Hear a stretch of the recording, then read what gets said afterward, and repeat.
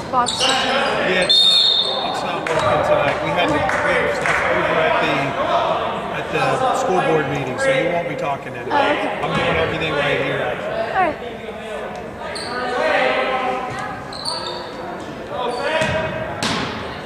Tonight, too, we won't have the picture-in-picture, so you're going to want to get the scoreboard every chance you can.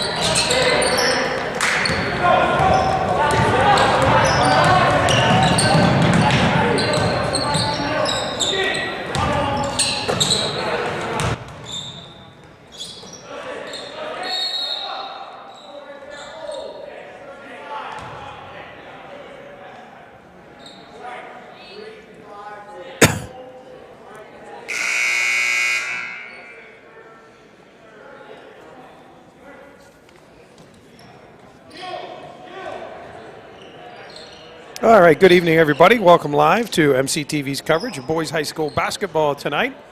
A little bit late with our audio portion. We apologize for that, but the JV game is underway. 2:36 left here in the first quarter. Your Huskies trailing 3-2 against the Colts from Cedar Cliff. Huskies in the home white, Colts in the visiting gray.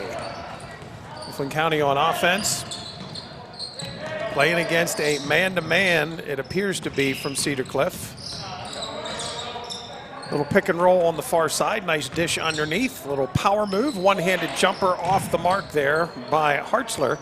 Now a pull-up from the perimeter. No good by Silfies. Huskies rebound again, though. They'll crank up another three. Shot off the rim. No good. And the rebound comes down to the Colts. Crossing the timeline as they work left to right. Swinging to the far side. That's a three-pointer, and it will hit the bottom for number 5, Aiden Cata, the sophomore. And the lead is 6-2 for the visitors, but Mifflin County pushes it right back up the floor. And the Huskies will draw a foul, and Quentin Hepner will go to the line from Mifflin County, shooting a pair. Again, 1:45 left in the first quarter. First of two here for you tonight on the MCTV Boys Basketball YouTube channel.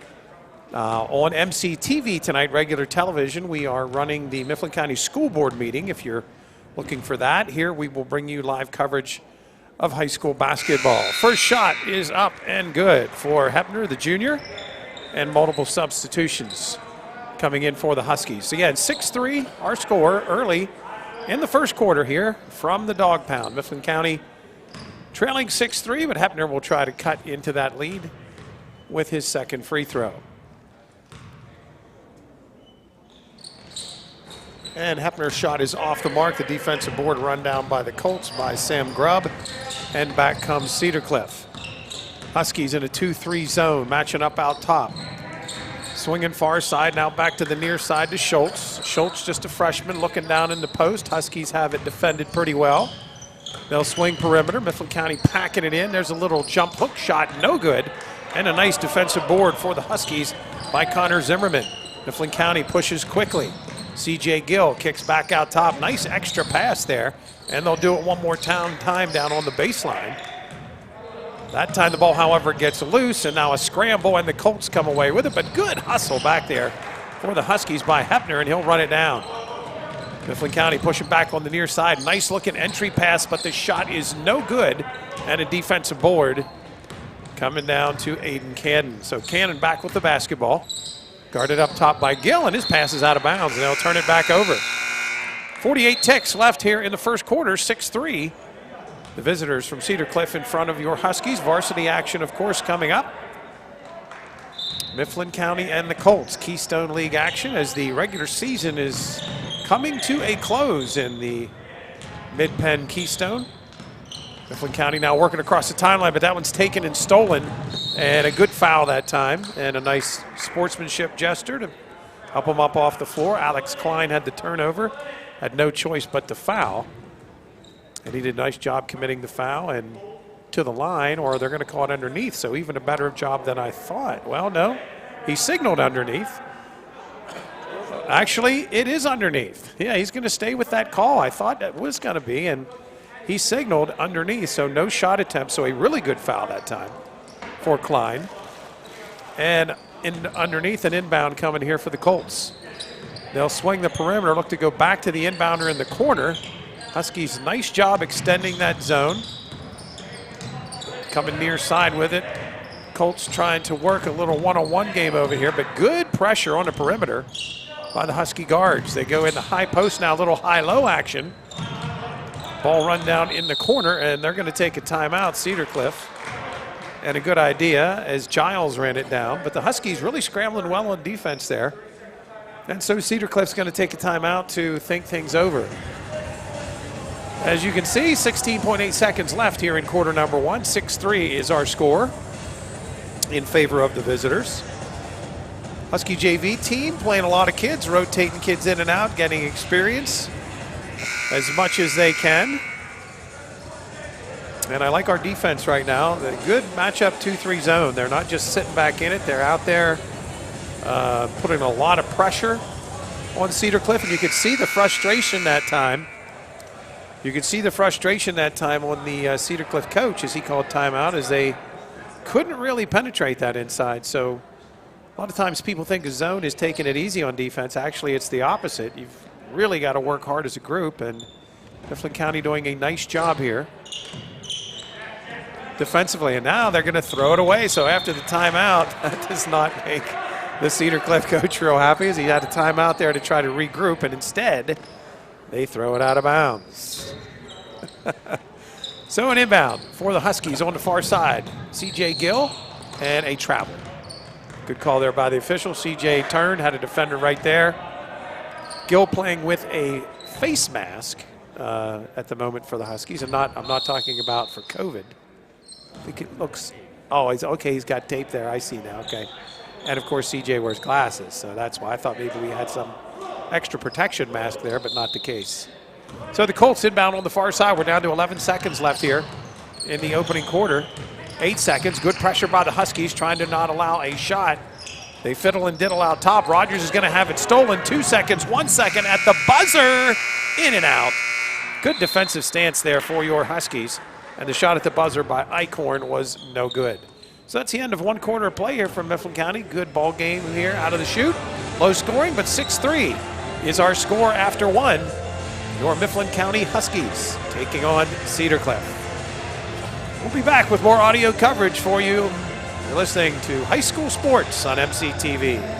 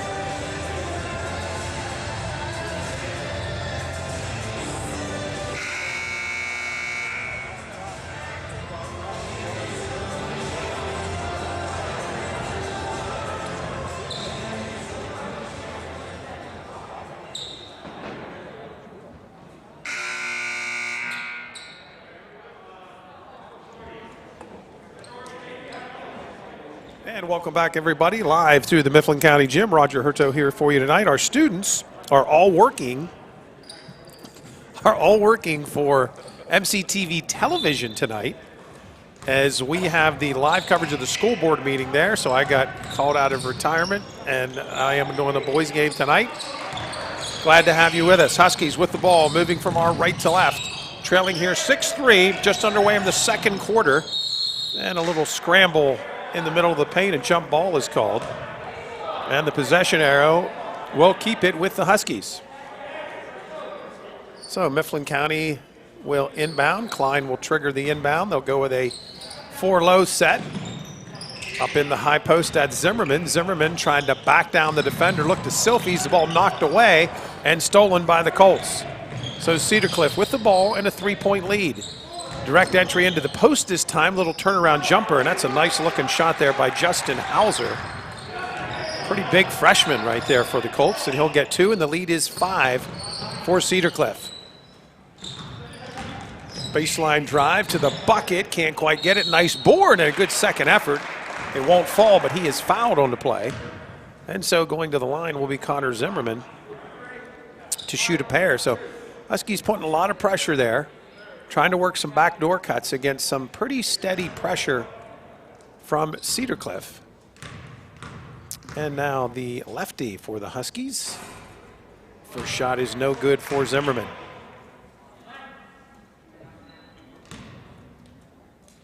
Crowd, of course, limited again here tonight due to COVID. Mifflin County, second shot is good.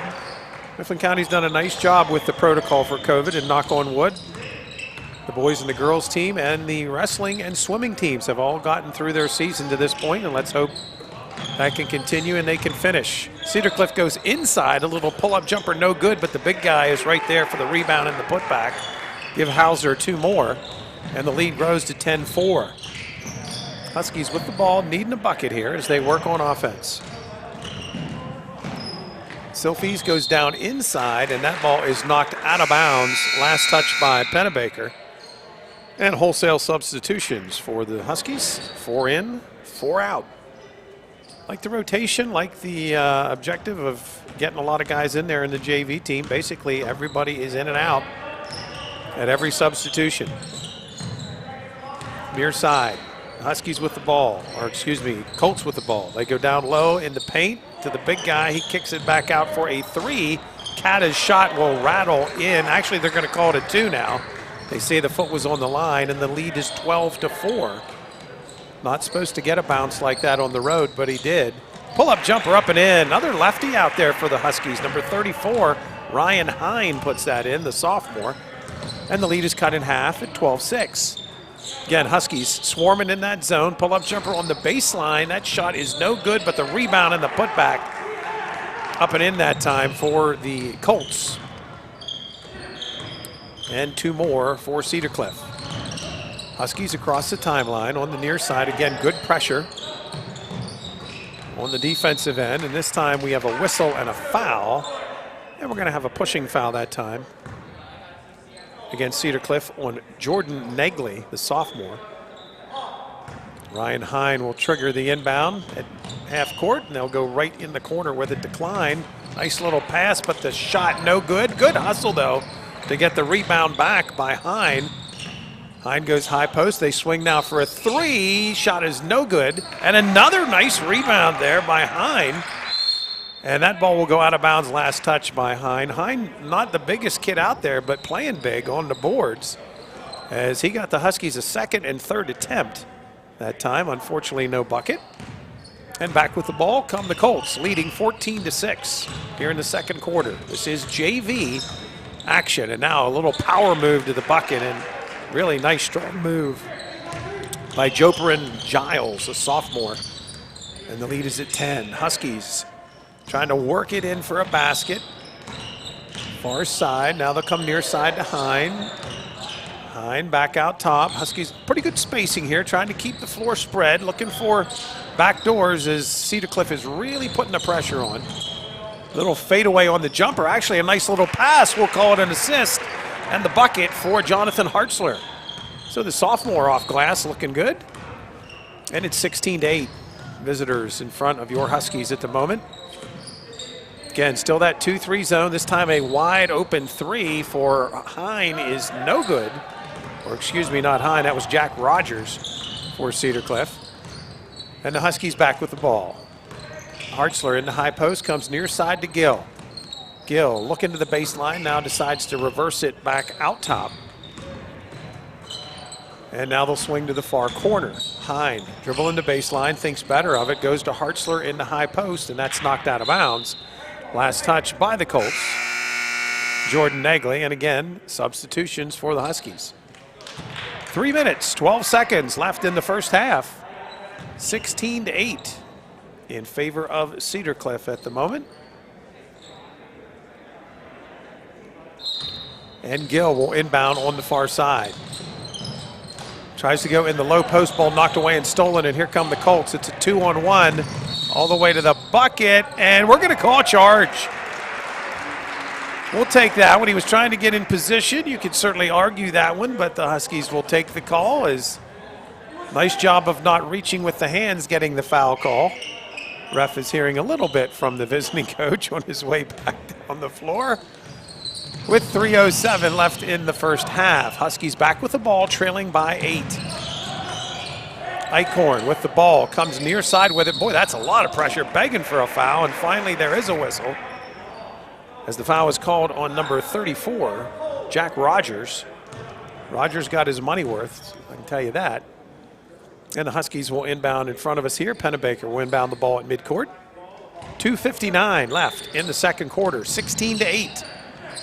Husky JV boys are trailing at the moment. That ball is knocked away and out of bounds, and really good defensive pressure that time put on by Jordan Negley. As Cedar Cliff keeps extending this man pressure, the Huskies will keep trying to look for backdoor opportunities when they can get them. And now I believe we're having a warning about masks, as Mifflin County's athletic director, Tish McClay, is talking to the Cedar Cliff team about making sure that they keep the masks up. That is one thing that I can tell you from the athletic department here at the school, they've been vehement about keeping that mask up over both the nose and the mouth, not just to protect the players, but also to protect the officials and everybody else here. And so after a brief discussion, we're back to live action, but Gill's pass goes out of bounds. Last touch by Quentin Hepner. I can tell you from coaching the girls that if you the teams that get away with leaving the nose out, it's a big advantage, real big advantage. You can't imagine how much it is until you get out there and put a mask over your nose and mouth and play with it that way, and then take it off the nose. It is a real big advantage to play that way. Nice backdoor cut by Gill. CJ trying to finish. That ball is knocked away and blocked, and back come the Colts. But Huskies right there to steal it back. Nice play, and all the way to the bucket is Pennebaker, but he can't make the layup as it was altered a little bit by the big guy from Cedar Cliff, and back come the Colts. They go in the corner. A 3-ball is no good, and the defensive rebound to Pennebaker. Pennebaker to Gill, hitting the 2-minute mark here in the first half. Huskies trailing 16-8. They go in the high post. Nice little move to the baseline. Good shot fake. Yes! Score it and the foul. Real nice job by Connor Zimmerman as he used the little pump fake. Got the big guy Hauser up in the air for Cedar Cliff. And he'll go to the line to try to complete the conventional three-point play. Checking back in for the Huskies, Tag Silfies and Alex Klein back in the lineup. 16-10, the bucket was good. And Zimmerman will try to cut it to 5. Gotta like the lefties on this Husky team. Shot is good. And the lead is cut to 16-11. So Cedar Cliff with the ball across the timeline. Huskies staying with that zone. Sophie's up top on the far side will go out, and they'll go down in the low post and now swing to the near side. Pretty good ball movement, and a 3-ball from the corner is flat, but an offensive rebound in there for the Colts as they battle. They'll now kick it back out top. Good hustle that time by number 2, Jordan Negley, to keep it alive. Negley down in the low post. Little pull-up jumper on the baseline is short, and a nice job on the rebound there for Zimmerman. So Huskies back across the timeline. Little fiddle and diddle move out top here. Kicking it in the corner. Eyeing it up is Klein. Klein goes down low on the baseline. Little hook shot is short. Partially blocked maybe that time as well, and Colts back with the ball. 5-point lead, little Euro step move. The shot is no good, however, and another rebound for Zimmerman. He gives it up to Silfies. Tag, little fiddle diddle kick to the corner, pull up jumper, yes! Nice setup there by Silfies, and hitting the bottom of the net was Pennebaker, and the lead is cut to 3. 43 seconds and counting left here in the first half. Huskies have cut the lead to 3 points. Colts down low on the block. They'll swing near side for a 3, and the shot is way off the mark, but the Colts keep it alive. Nice move down to the baseline, and a easy layup up and in that time for Joprin Giles. Joprin, pretty athletic and has really paid some dividends here early in this JV game. Silfies now double teamed. Gives it up out top to Klein. We're down to 10 seconds left in the corner.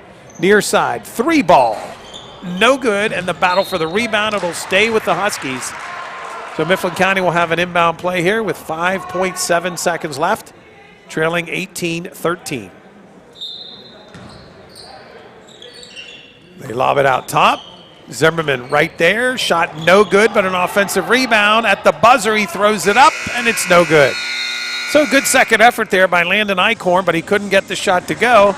And we're through a first half of play. Pretty entertaining half. Huskies trailing the Colts of Cedar Cliff. 18-13 is our score. And again, we're happy to have you with us all night tonight here on MCTV. Again, my name's Roger Hertel. I am the media teacher here at Mifflin County High School. And normally our students are here bringing this to you, but we have all hands on deck tonight with the school board meeting that we're carrying live on our MCTV television feed, and also on our MCTV main page on MCTV YouTube.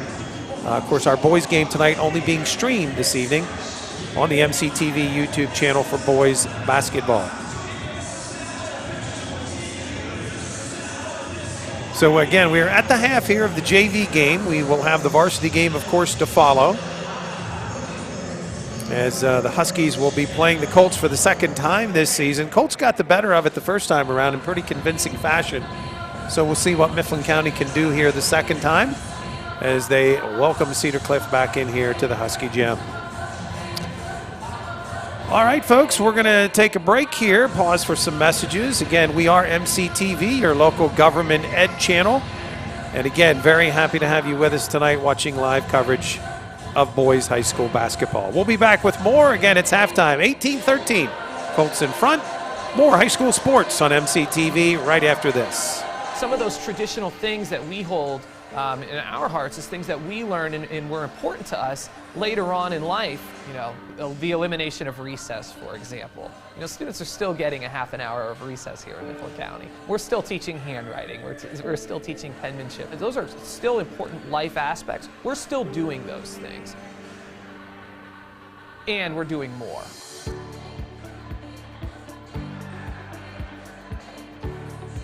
I'm responsible for meeting the social and emotional needs of all of our K-5 students at that building.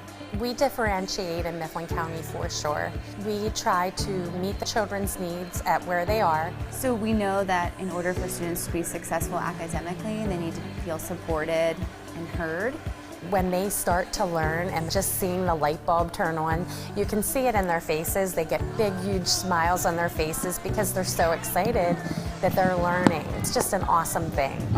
I love that. You know, having that light bulb moment come on for them when they're sitting across from someone who's sharing, like, this is something that I've gone through, that's one of the best parts of social emotional instruction. It's comforting to know as a parent that all of those needs can be met, and they're going to be met proactively right here in Mifflin County. So something that we have definitely rolling is our PBIS programming. That stands for Positive Behavior Interventions and Supports. We've been doing it for quite a while now, and it has worked, I feel, very successfully because those kids are getting more attention when they need it. We have 4 expectations for all students, and those are being respectful, responsible, ready, and safe. Anytime that we catch them being one of those 4 things, they're acknowledged with a paw ticket, and then they can use those rewards to obtain something that's an incentive to them. You know, those things that in life we go through as adults are also things that children go through. We've got things in place for each child. You know, our job is to set up that system. You know, how are we going to meet those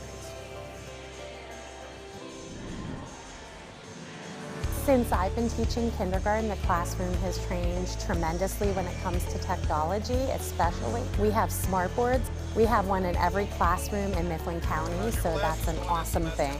You see districts across the Commonwealth eliminating music and art, and here the Mifflin County School District is doubling down on those efforts. I feel like we are on the upswing of really positive change. We're going in a positive direction for our students at the elementary level. What you're going to see is safety has been invested heavily. You're talking secure entries into each school. Before you even get past the main office, we're scanning again to make sure that you're somebody that can be around our students. Combine that with the incredible academic experience, they're going to feel empowered to be productive members of the community and of our society. They know how important it is to try and have as small of class size as you can and to really, give the kids their best foot forward coming into school. The most important thing in everybody's life is their child, and trusting your child to a team of folks every day when they're getting on that school bus to ensure that their safety is the most important thing. Our students come in with a lot of different needs and a lot of different skill deficits. We feel ready to kind of tackle that and meet their needs no matter what they come in with. After 25 years, I absolutely love kindergarten. It's the best grade ever, in my opinion. Seeing the excitement for learning and seeing each student come off of that school bus every day is the favorite part of my day. Greeting every student, asking them how they're doing, seeing what's been going on in their world. There's something special about that not everybody gets to experience. I often say you can't have a bad day if you've walked into a kindergarten classroom and seen, 20 students with their hands on their hearts saying the Pledge of Allegiance with their squeaky voices going. That's a great day. The Mifflin County School District, your school system of choice.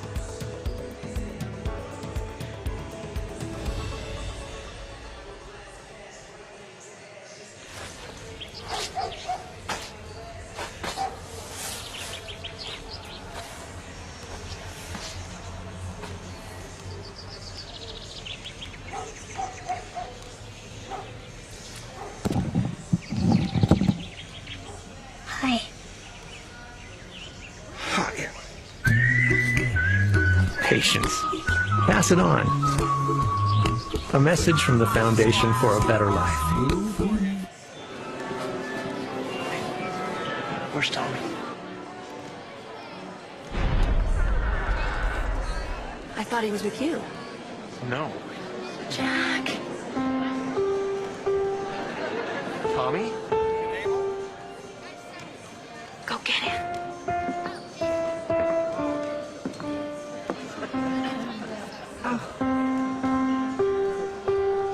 Don't stop. Keep playing.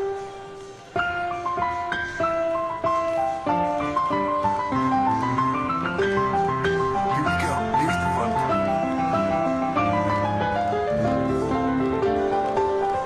Did you do this?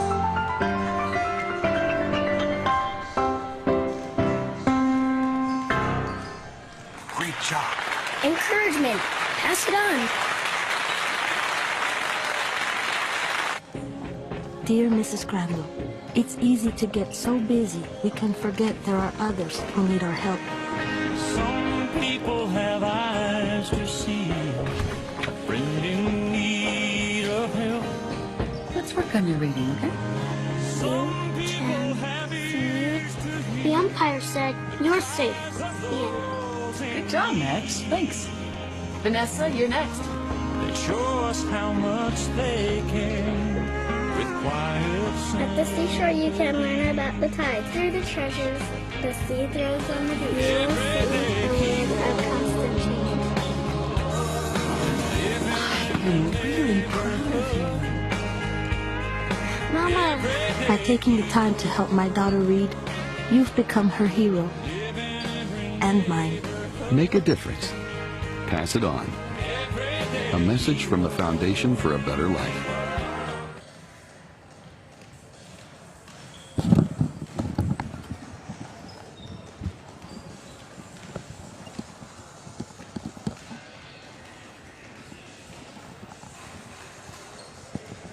And welcome back again live, everybody, to the Husky Gym. Roger Hurto with you for MCTV, Mifflin County Television, your local government ed channel here in Mifflin County, brought to you by the Mifflin County School District, Mifflin County Commissioners, Lewistown Borough Council, a joint effort of all three groups. And happy to tell you that well over 90% of what we do is all student-run, student broadcasters, student camera people, student scripts, you name it, the students are doing it. Tonight I am filling in simply because we have a lot of kids over at the school board meeting tonight, bringing live coverage of that to MCTV. Your camera work tonight is being presented by Morgan Kanicki, one of our media students here at Mifflin County High School as well. Tomorrow night we'll have more boys basketball for you on MCTV's Boys Basketball YouTube channel. Your usual crew: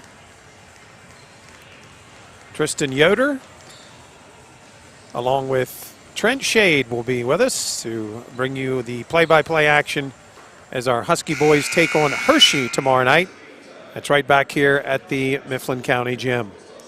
So warm-ups are finishing up. We're just about ready to get started with the second half of play. I'm going to take a zoom in on the Husky huddle here for just a second and let you know that our Husky coaching staff hard at it this year.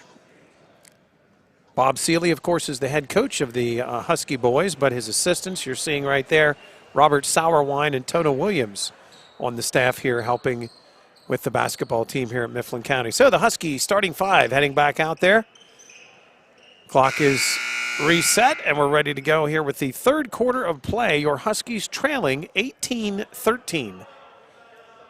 Cedar Cliff jumped out to basically doubled the Huskies a little bit early, but Mifflin County stayed with it, came back, had a couple nice possessions, and they've cut the lead back to 5. So second half underway. Mifflin County staying with that 2-3 zone. There's a loose ball on the floor and a nice play by Gill. And a tie-up, and the alternating possession arrow will give it to the Huskies. So C.J. Gill steps in, gets a little steal and a jump ball. And Klein will inbound on the near side back to Gill, and CJ will bring it up across the timeline. Gill picked up there by Cata. Far side, they run a little handoff action up top. Huskies near side corner to Klein. Klein swings back out top to Pennebaker. Excuse me, not Pennebaker, Zimmerman. Zimmerman looks at the back door. Not there that time for Gill. And now a little dribble drive, pull-up jumper, up and in. Nice little move there by Alex Klein, the junior. And Klein hits for 2, and the Huskies now just down 3. Again, more zone action from Mifflin County. The Colts go down low, ball knocked away and stolen. Coming out of there with it, Hepner has it for the Huskies. They go far side corner to Gill. And now deep 3 ball for the Huskies, but the shot is short. And the rebound comes out to Schultz, the freshman for Cedar Cliff. Schultz back up top with it, and Negley will set the offense. Far side up there, that's Kata again. Kata comes near side with it to Schultz. Schultz picks up his dribble, now in a little bit of trouble, but he'll swing far side. And now they go down in the corner with a 3 ball, and that is up and good for Jordan Negley. So Negley hits a 3, and the lead for the Colts back at 6 at 21-15. Huskies back on offense. Klein across the timeline, working the far side of the floor. Picks up his dribble, goes down towards the baseline to Zimmerman. Connor looking down in the corner, but the ball is knocked away and stolen. And now a whistle on the play, and I think we're going to have a blocking foul called on the Huskies on Quentin Hepner. Hepner tried to draw a charge. But a good call that time by the officials, your PIAA officials, local guys here tonight. Enoch Ferentz, longtime referee, giving his time to the kids of our community for many years. Enoch Ferentz on the near side, and the same with George Miskinnis. And that goes inside, and Miskinnis will whistle this time. And a foul against the Huskies, and that will send to the line the big guy for Cedar Cliff, center, freshman Justin Hauser. So Hauser, another lefty. A lot of lefties in this game tonight. Free throw is up and good, and the lead grows to 7 at 22-15. So 22-15. Second shot, and out of bounds, and they're going to call it white basketball. Last touch by Kata of Cedar Cliff. So Gill will inbound. Little full court pressure now this time from the Colts. It's been straight man-to-man, and they're just picking up 90 feet. Straight man-to-man. Huskies get it in the high post. Pull-up jumper, no good. And the defensive rebound down to the Colts. Negley. Negley pushes. Looks inside to Hauser. Hauser double team, kicks it out. Far side. Dribble in the paint. Good swarming defense by the Huskies. Now they kick it for a 3-ball. Shot is no good. And good positioning that time for the Huskies, and a rebound to Connor Zimmerman. Mifflin County back with the ball. 4.5 minutes left here in quarter number 3. Your Huskies trailing 22-15. Little backdoor look. Nice pass from Gill, and the layup is no good. And it goes out of bounds. Last touch by the Huskies. CJ had a nice pass that time, but Pennebaker couldn't quite finish at the bucket. And now 4 new players in for the Huskies as Sauerwein continues to keep everybody fresh. 4 in, 4 out. Back across the timeline, here come the Colts. Swing it down into the corner. Huskies are there defensively. Schultz up top now goes in the corner. A little 3-ball down there from Kata is no good. And the defensive rebound of Mifflin County. Selfies behind the back at midcourt. Selfie's little spin move, now looking for some help and kicks it back out top to Klein. And Alex will set the offense. Hartster to Selfies. Selfies comes back with it near side as Mifflin County looking for position. Now they go to Selfies down low, and that'll be a blocking foul as a whistle on the play. That'll be a foul against Negley, the sophomore. For Negley, that's his 3rd foul. And it looks like we might have a substitution now for Negley as well, I would think. And it is. Negley will come out of the game. And Jack Rogers will check in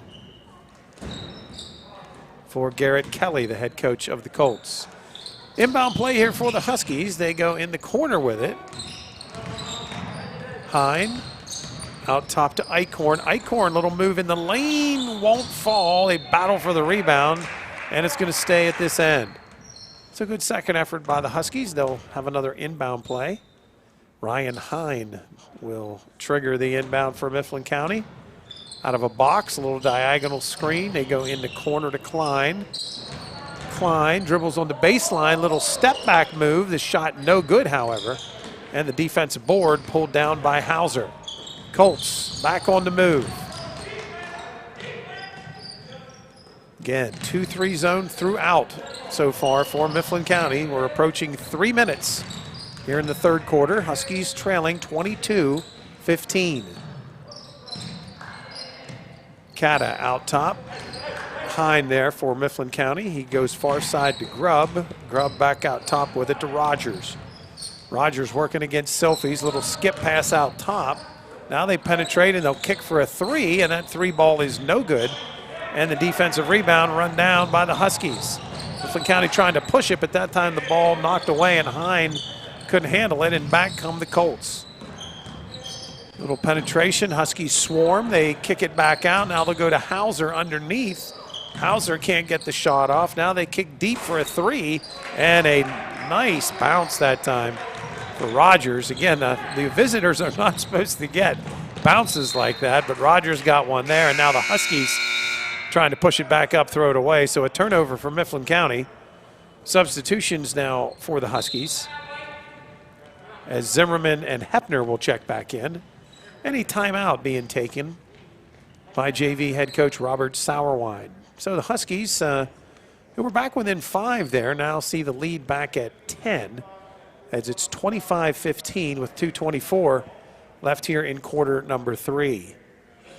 Again, you're watching live high school basketball, boys basketball tonight here on MCTV. Mentioned that the season is starting to wind down in the regular season. One of the few remaining games left for the Huskies here in the Keystone Division. They'll have a Keystone Division game tomorrow night. We'll have it for you as well on MCTV, not only on the YouTube channel, but also on television tomorrow night, as our Husky boys will take on Hershey.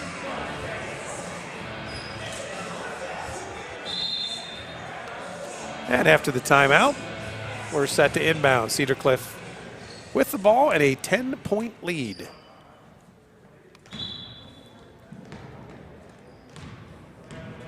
Talon Schultz, the sophomore, brings it across the timeline and gets the Colts into their offense. Nice zone work here tonight by the Husky boys. Impressed with their movement as a group. A little hard for Cedar Cliff to penetrate. That time they do. The shot no good. They get an offensive rebound. Good teamwork underneath for the Huskies, and now they'll go deep, trying to run a break as they look for the deep pass that time to Hine.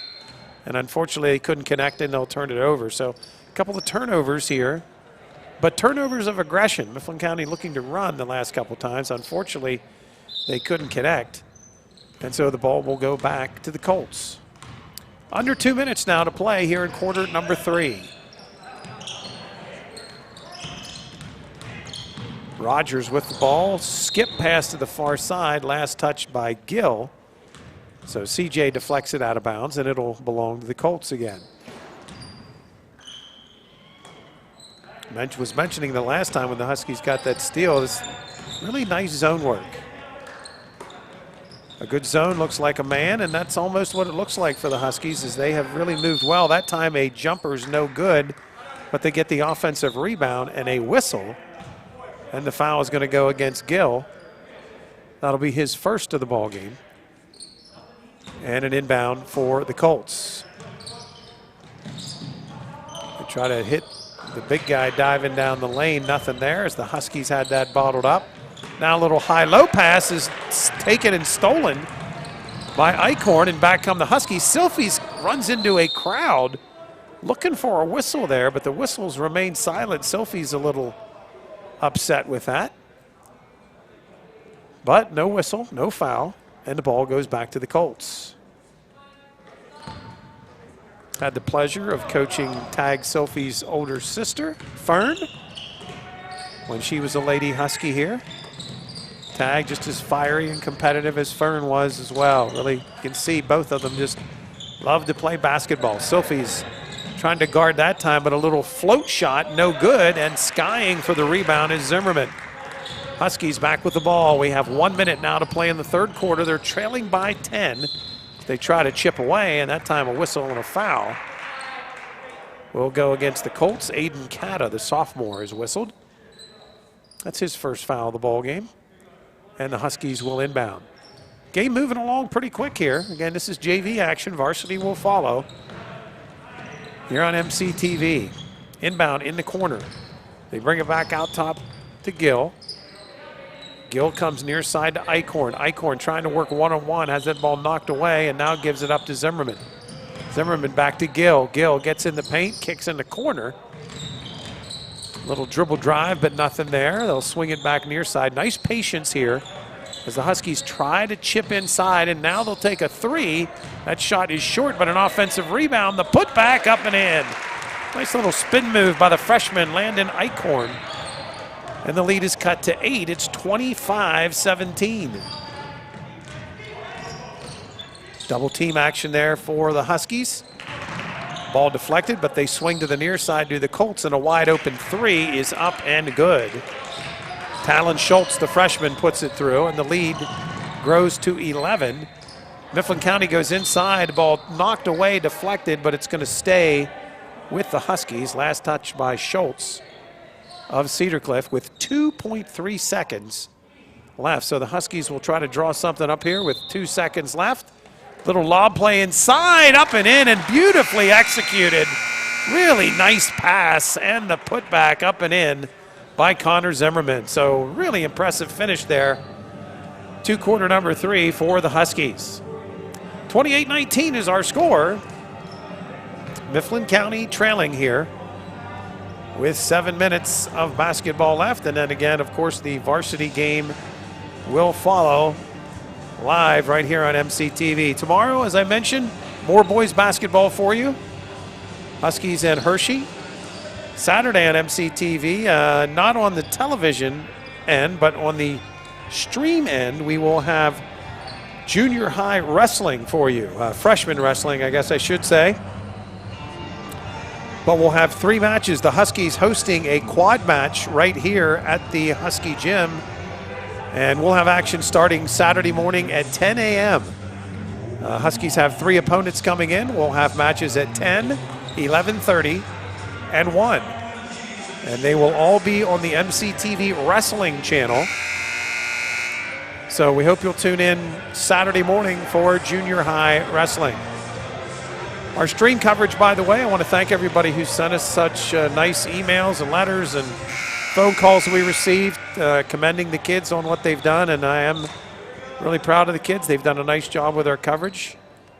Again, I'm just filling in tonight because we have a bunch of students over at the school board meeting, but Morgan Kanicki, one of our students, running the camera, as I mentioned earlier, tonight here for us. But the kids have done a nice job, and we want to thank everybody for their letters of support. And we're looking forward to making arrangements now to bring you spring sports as well. So baseball, softball, track and field, tennis. We'll have all of that for you here on MCTV. There's a whistle as action underway here in the 4th quarter. Ball goes out of bounds. And last touch by the Huskies. 6:35 to play in the ball game here in the 4th quarter. It's 28-19.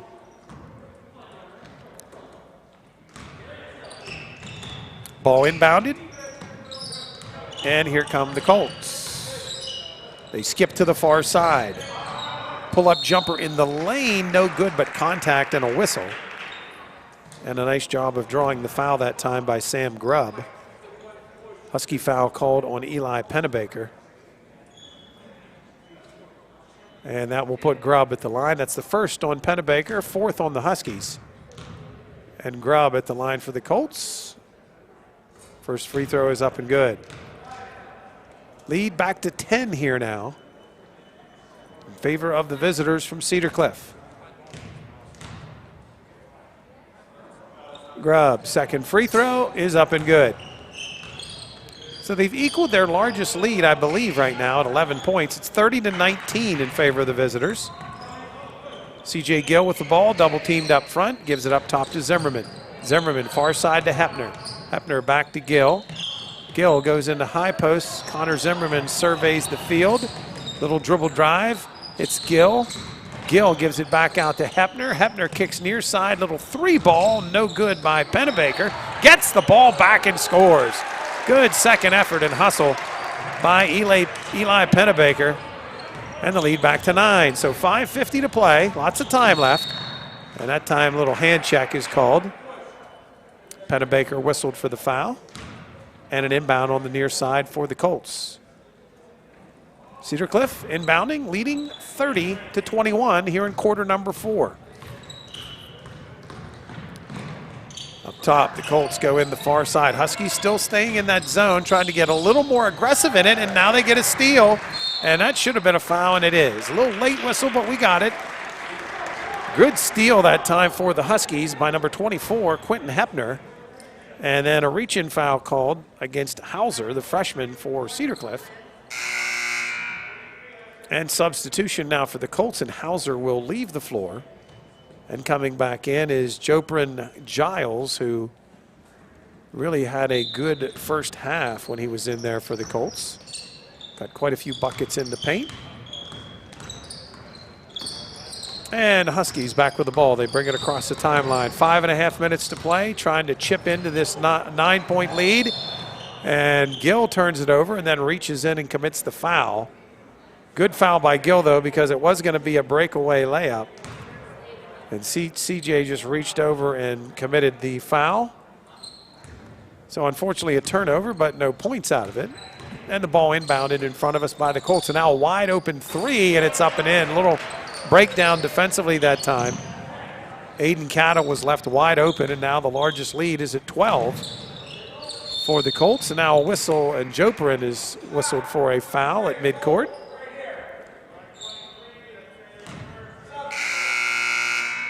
And 4 in, 4 out for the Huskies. And it'll be Mifflin County ball at midcourt. 5 minutes, 7 seconds left to play. Your Huskies on the short end of a 33-21 score. Mifflin County on the inbound. Silfies up top. Hands off to Hine. Hine looking for Silfies on a back door, couldn't find him. And now they will go to Hartzler in the corner. Joprin all over him. Hartzler now has to give it up. Quentin Hepner with the ball. Hepner looking for a handoff and does get it to Eichhorn. Landon kicks in the corner. They swing to Silfies.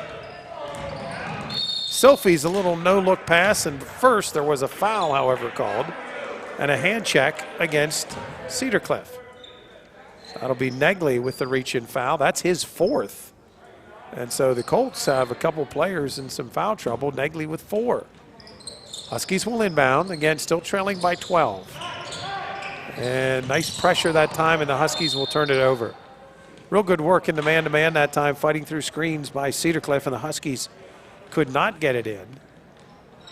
And so the turnover gives it back to the Colts. And now a whistle and a timeout is called by the Huskies. So head coach Robert Sauerwein calls the timeout.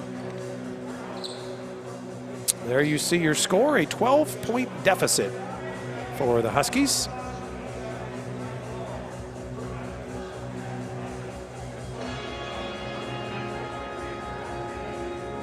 Mentioned to you that tomorrow we have basketball, Saturday we have wrestling, and still a pretty busy week next week as well, as we have 3 or 4 events, I believe, next week to bring you.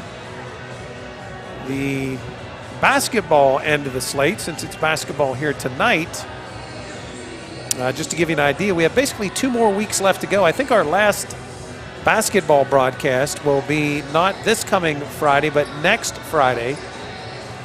And that will be when the Mifflin County girls host Bellefonte. That'll be right here at the Husky Gym. The MC girls have 4 games to play. They play Hershey away tomorrow. Next week, Monday and Tuesday, road games at Tyrone and West Perry.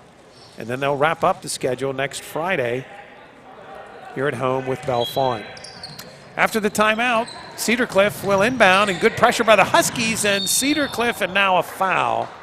Good effort by Silfies. Unfortunately, got a little bit out of position, and he commits the foul. But Mifflin County in the situation now where they need to really try to go after the basketball, and Unfortunately, that's a foul, and that'll put him over the limit. So Silfi's called for the foul, his first, and we will walk to the other end and shoot free throws. So Jordan Negley, the sophomore, for Cedar Cliff with his team up a dozen. Misses the front end, but gets his own rebound. Nobody checked the shooter that time. And Cedar Cliff gets the ball back. Colts will reset. Again, Huskies now having to chase a little more. Again, trailing with the game getting late as we approach 4 minutes and 15 seconds left to play. And they have the ball up 12. They look content to just pass, and now they go underneath wide open. Up and in is Negley with the bucket. So 35-21, the lead's at 14. Huskies come right back. Nice entry pass down low, but the shot is no good.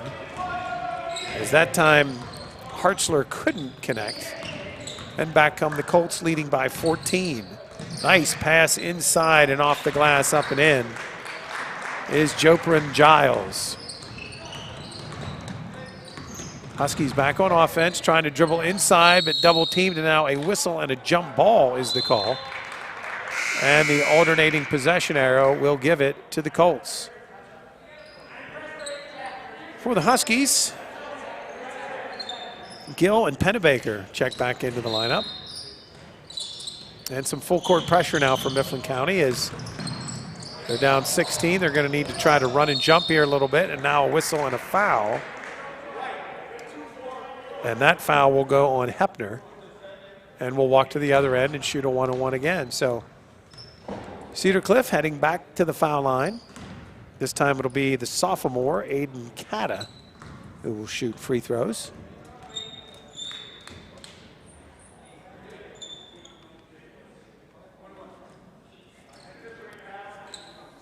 So the Huskies take their spots around the charity stripe. And Cata, first shot is no good, and the rebound last touched by the Huskies. And substitutions now for Cedar Cliff. Matt Hall and Keith Ford checking in, I believe, for the first time tonight for the Colts.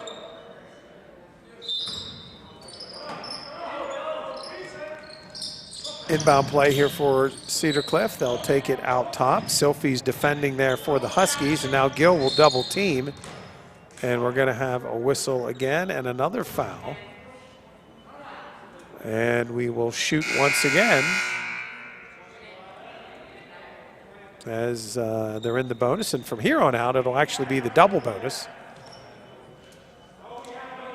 It was the third foul on Gill. And at the line shooting 1-and-1 is Jack Rogers. Rogers' shot is up, and he rattles it home. 3:29 left on the clock. Time running out here on the Husky boys as they trail now by 17. Second shot is good, and the lead's at 18. Gilfie's pushing back for the Huskies, looks down court. They'll kick it back to Silfies. He swings to the near side. Wide open in the corner is Pennebaker. Shot is no good, however. Good effort on that rebound by Hepner to keep it alive, and the Huskies score. Great hustle play by Hepner as he dove and kept that ball alive, got it back into Eichhorn. And Eichhorn, the one of two freshmen on the roster, puts it in. So Landon Eichhorn will try to complete the three-point play. Eichhorn, no good, and the defensive board comes down to Zimmerman. Or excuse me, not Zimmerman, that is Morton for the Colts. Huskies double team in the backcourt, ball knocked loose, but the Colts stay with it. And now a deflection and out of bounds, last touch by Mifflin County. And the ball will stay with the Colts. Once Cedar Cliff inbounds the ball here, we'll be under 3 minutes to play. 16 points is the margin in favor of the visitors. Little double team out top. Colts get it away, and now a whistle and another foul. This one on Pennebaker. And it'll be back to the line, and now the double bonus the rest of the way. And they will shoot 2. So at the line is Matt Hall. Shot by Hall is up and good. Lead back to 17 right now, and Hall ready for his second shot. Off rim, no good. They battle for the rebound. It'll go out of bounds, and it'll be Husky ball. So Mifflin County will inbound.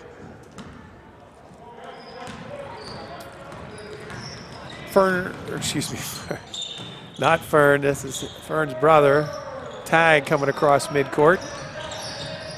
Tag Silfies. Huskies unable to convert, however, and the rebound and another foul against Mifflin County. So the Huskies are going to play this out all the way to the end, evidently. Another foul there on Pennebaker, and we'll walk to the line and shoot some more. And Jack Rogers, the sophomore, will shoot 2 more for the Colts, who lead by 17. First shot is up and good. 2 more substitutions as Hine and Hartzler check back in. Gill and Pennebaker back out for Mifflin County.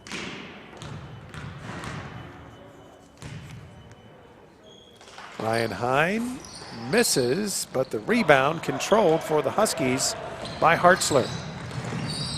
Tag Silfies, far side, brings it up top. Eichhorn looking, comes near side with it to Hepner. Hepner gives it up in the corner. A 3 ball is up and good for Ryan Hine, the sophomore. Colts coming back. They have a 2-on-1, and they've got a breakaway layup.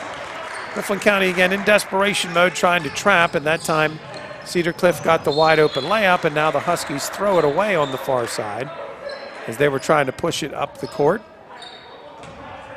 Mifflin County fans thinking that was tipped. However, the officials say no. But now that inbound is thrown away and not touched, so the Huskies will get it right back. So if that ball was tipped, the basketball gods were at hand right there as the Huskies get it right back. And they'll inbound under their own bucket. 2:11 left to play in the ball game. 43-26 in favor of Cedar Cliff. Little dribble drive, pull-up jumper by Hine. Off the backboard, no good. Hartzler working hard, gets the rebound, and there's a whistle.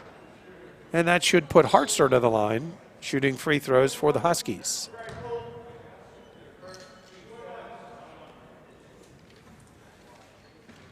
So the sophomore, Jonathan Hartzler, will shoot a 1-on-1 here.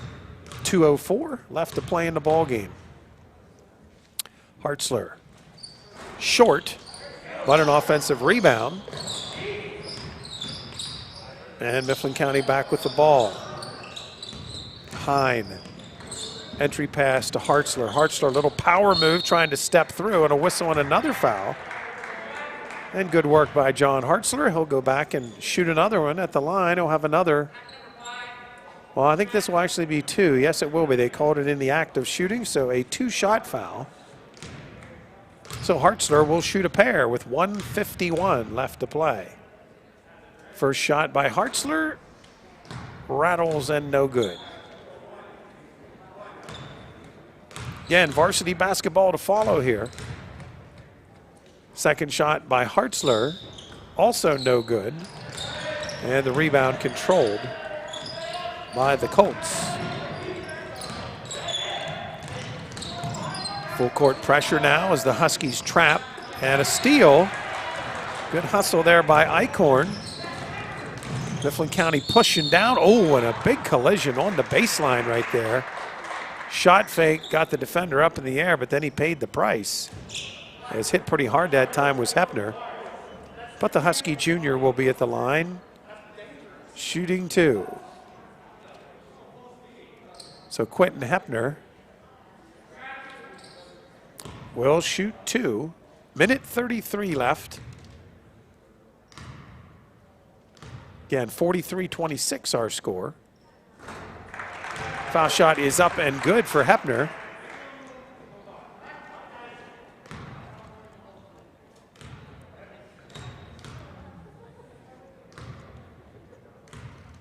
Hepner, second free throw, no good. And the defensive board pulled down by Cata, but he runs into his own player. And now Silfies ends up with the ball for three, and he buries it. Tags Silfies with a three ball. And the lead is 13 at 43-30, but now a lob at the other end, and the layup is no good for the Colts. Keith Ford had a wide open layup but couldn't finish. Back come the Huskies, another three ball, and he buries it. Ryan Hine hits a three, so Silfies and then Hine with back-to-back threes. And with 1:07 to go, the lead is cut to 10. So after not being able to shoot many from outside the arc, all of a sudden late here, back-to-back threes, and the Huskies are within 10. Again, if you're looking for the school board meeting tonight, just a reminder that school board meeting started about 7 minutes ago. Our students here at MCTV have that one for you right now. Matt Moore, our station engineer, is over there with them. So if you want to check tonight's school board meeting, you can watch it live right now on either MCTV's cable channel or on the MCTV main page on YouTube. Or, of course, you can check it out later. We'll have it recorded, and you can check it out anytime you like. Here it's boys basketball and a quick foul by the Huskies. That'll be whistled on number 21, Eli Pennebaker. And we'll walk to the other end shooting more foul shots. 1:06 left. The lead for the visitors from Cedar Cliff is 10.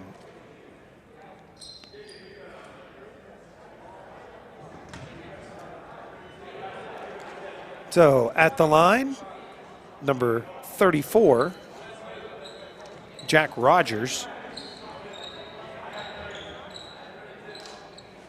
As we wait for the players to get a line, and Rogers will now shoot the two-shot fouls. They've been in the double bonus for a couple minutes now. First shot, no good. Oh, the Huskies have been fouling, and it's paid off. After they made 2 threes in a row, they've kind of crept back in what looked like a game they were out of. So give them credit for keeping the pressure on. Second free throw is good, and the lead is 11.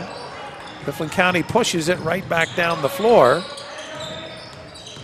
Hine back out top to Eichhorn. Silfies, another three ball, no good. And the defensive rebound comes down to the Colts. Colts will push on the near side, and now they're going to pull it out and draw a foul, and they do. So a whistle and a reach-in foul against the Huskies. That'll go against Ryan Hine, the sophomore, and that will put Rogers back to the line with 49.7 seconds left to play. At the line, first foul shot is up and good for Rogers. Another substitution as Quentin Hepner checks back in, replacing John Hartzler. And another free throw here for the Colts. Lead stands at 12 and stays at 12. The second shot is no good, and a jump ball as Gill that time for the Huskies had it tied up with Giles, and the arrow gives it to the Huskies. Huskies across midcourt, clock running, approaching 40 seconds. And a three ball is up and good for Landon Eichhorn. The freshman buries one. And so that's three here. 3 threes for the Huskies with 40 seconds to play. And the lead now to 9. So they have it back to single digits for the first time in a while. And you may have wondered earlier, you know, why is Mifflin County fouling here? Well, this is why. They were able to have the Colts miss some free throws.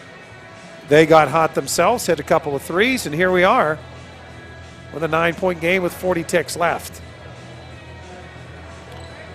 So at the timeout, Coach Sauerwein and Coach Williams go over everything with the players. They'll head back out there.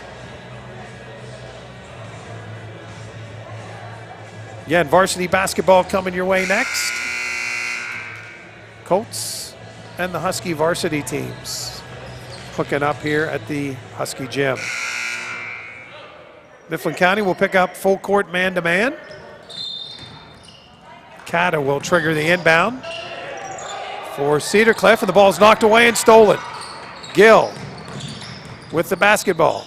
Gill swings far side. Silfies looks at it. Instead, they go in the corner. 3 ball, no good. And the defensive rebound by Giles, and he is fouled. Nice job by the Huskies. They did a good job of swinging it and finding the open man for a 3. If he would have hit that, that could have cut it to 6, unfortunately.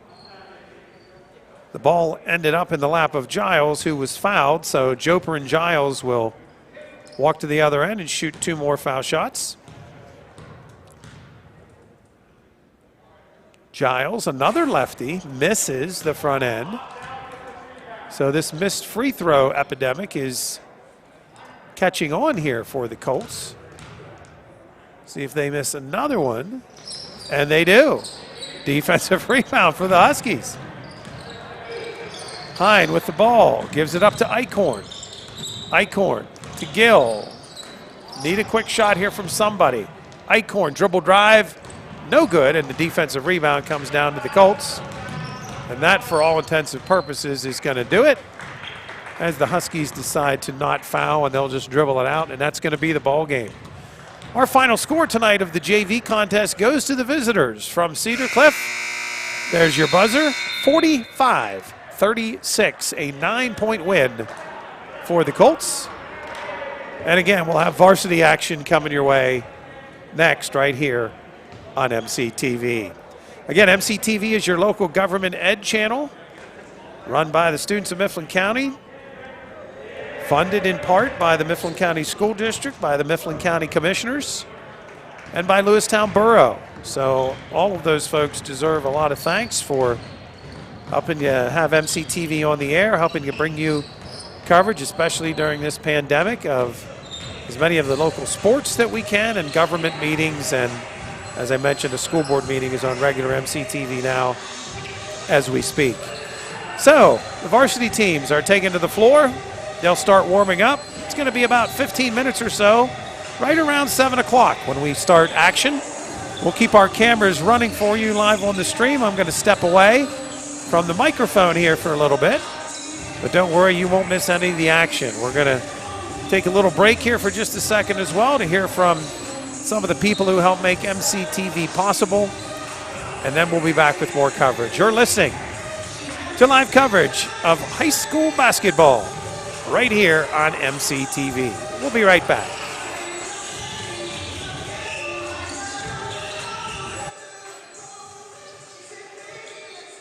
When I was growing up, girls just didn't run in public. No one on my all-boys team would pass to me. Dad told me I couldn't be a boxer.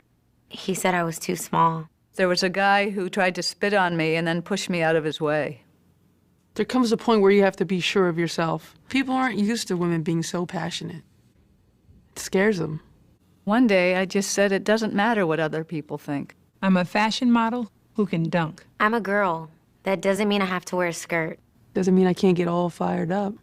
They used to say, that girl is crazy. But then I just kept winning. I didn't set out to dominate. I just did. Somebody's got to be the best. So why not me? I'm 55 years old and I run close to 70 miles a week. I never felt like quitting. There's something telling me to do it every single day. Just want to play ball. This message is brought to you by Mifflin County Communities That Care.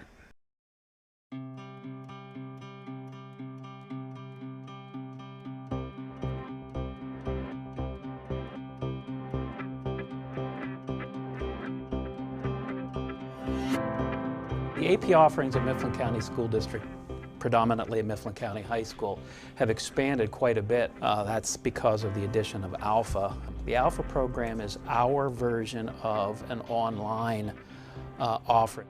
The Alpha program has more than tripled in its numbers over the years. The great thing for us is it creates a level of flexibility that we have never had before. STEM is basically science, technology, engineering, and math combined into one. Students are focusing not just on one discipline, not just on one subject, but they're focusing on putting all of those ideas together into solving real-world problems. All of our schools are equipped now with maker spaces. Kids have a plethora of ideas, a plethora of tangible objects that they can use to create.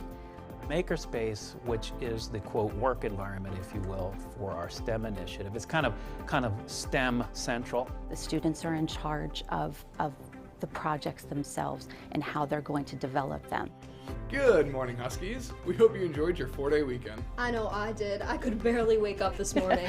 In addition to our Makerspace labs, we have many other things that are going on. Here at the high school, we have our MCTV, which they are in charge of the live announcements that are done in the morning. Our robotics program is amazing.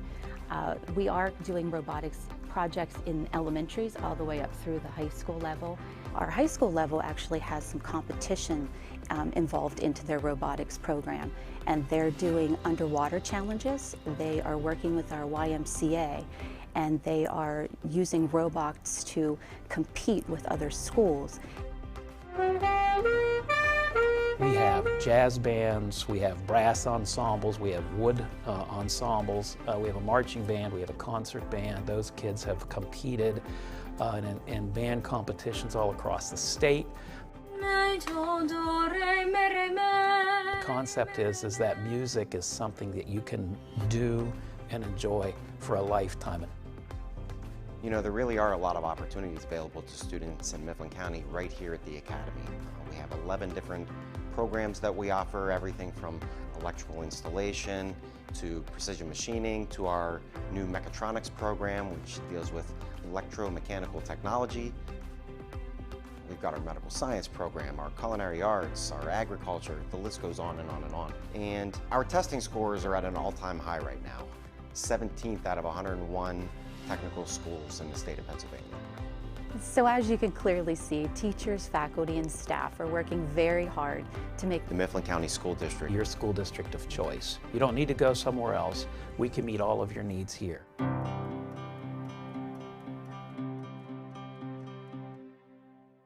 Some of those traditional things that we hold in our hearts is things that we learn and were important to us later on in life. You know, the elimination of recess, for example. You know, students are still getting a half an hour of recess here in Mifflin County. We're still teaching handwriting. We're still teaching penmanship. Those are still important life aspects. We're still doing those things. And we're doing more.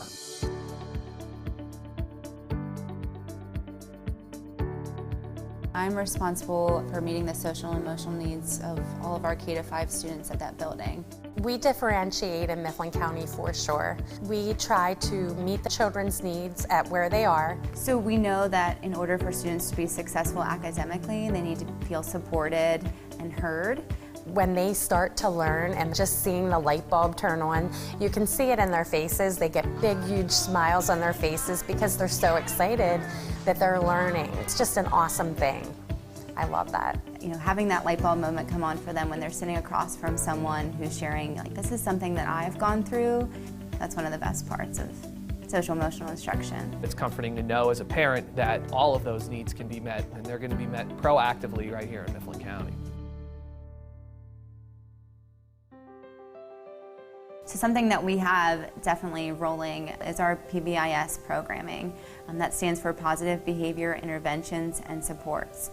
We've been doing it for quite a while now, and it has worked, I feel, very successfully because those kids are getting more attention when they need it. We have 4 expectations for all students, and those are being respectful, responsible, ready, and safe.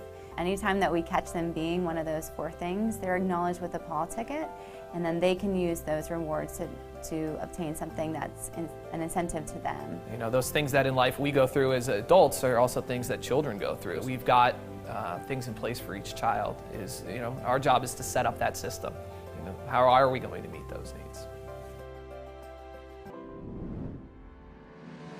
Since I've been teaching kindergarten, the classroom has changed tremendously when it comes to technology, especially. We have smart boards. We have one in every classroom in Mifflin County, so that's an awesome thing. You see districts across the Commonwealth eliminating you know, music and art And here the Mifflin County School District is doubling down on those efforts. I feel like we are on the upswing of really positive change. We're going in a positive direction for our students at the elementary level.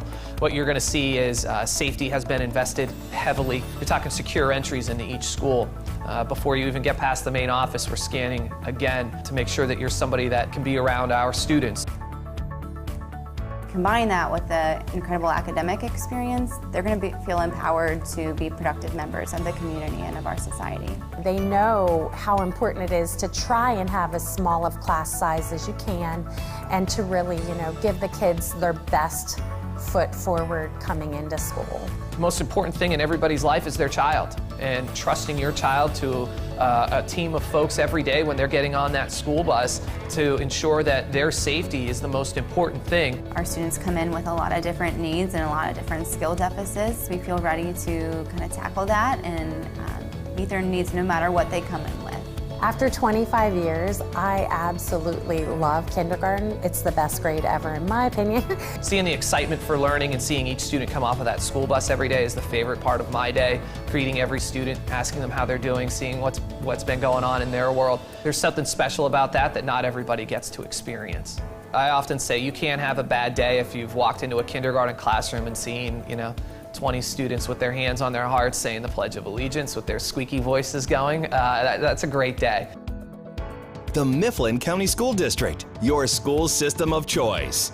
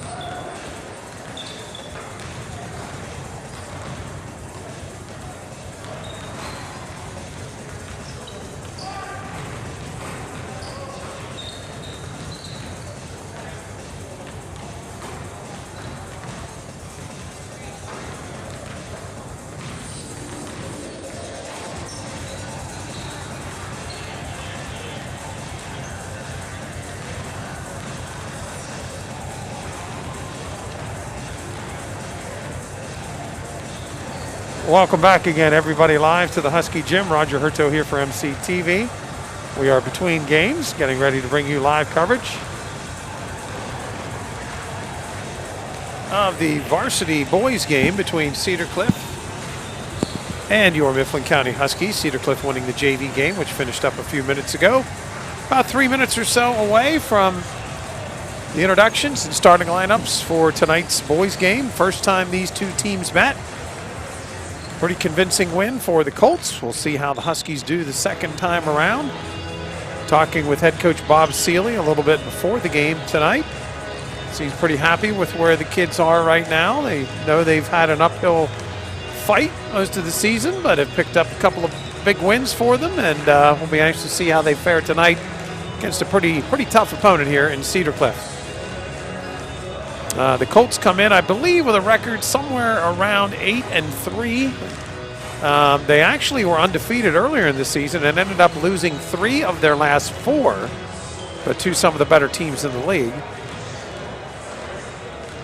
And anyhow, after losing 3 of their last 4, they are here at the Husky Gym tonight, and we'll see how the Huskies fare. PIAA officiating crew for tonight's varsity game.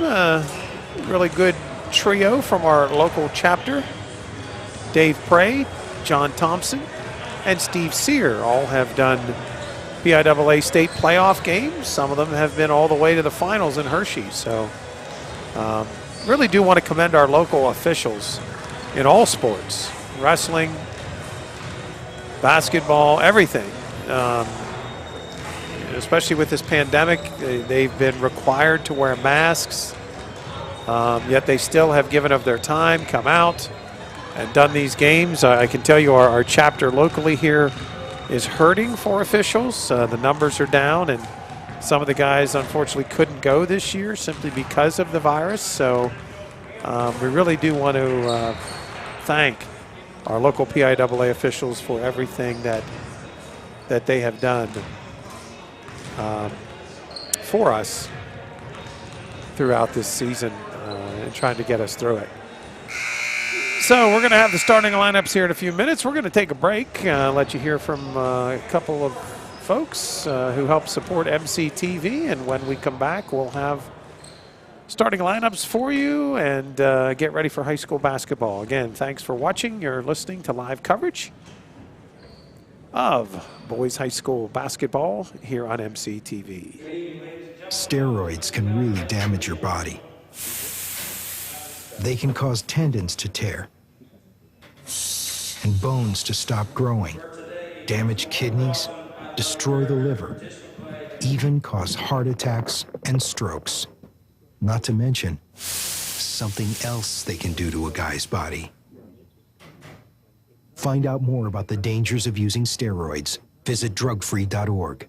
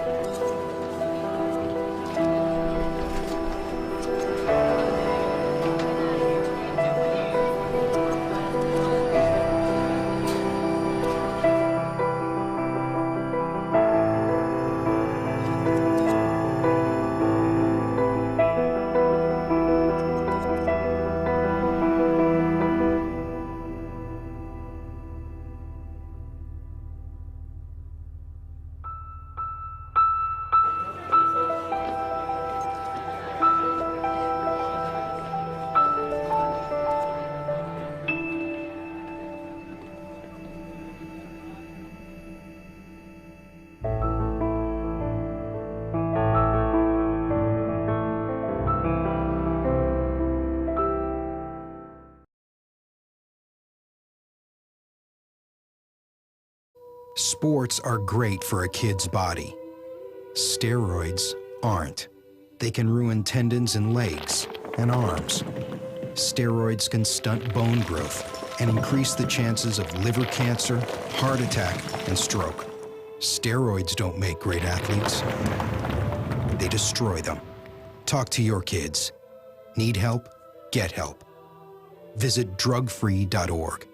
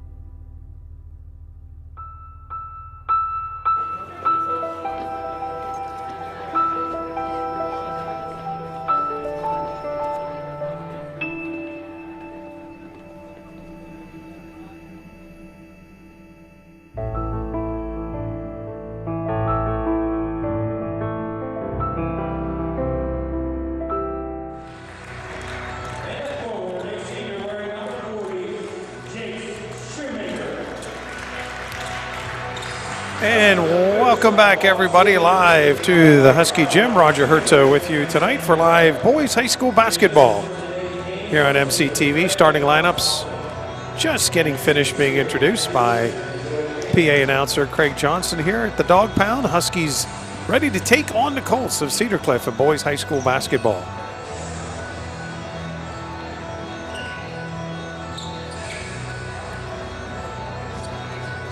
As I mentioned, starting lineups have been done. Head coach Bob Seeley sends out his starting 5 tonight. Huskies giving up a lot of size in this matchup against the Colts. So let's see how the home team fares, and we are set to get underway with boys high school basketball. Colts take the opening tip, and Charlie Werner, the junior, brings it near side to Frey. His ball knocked away inside and stolen for the Huskies. And with the outlet pass, here comes Mifflin County. That's Cole Knable. Knable to Felmley. Colts picking up straight man-to-man. Felmley drives the baseline, has to pick it up and dish it back out top.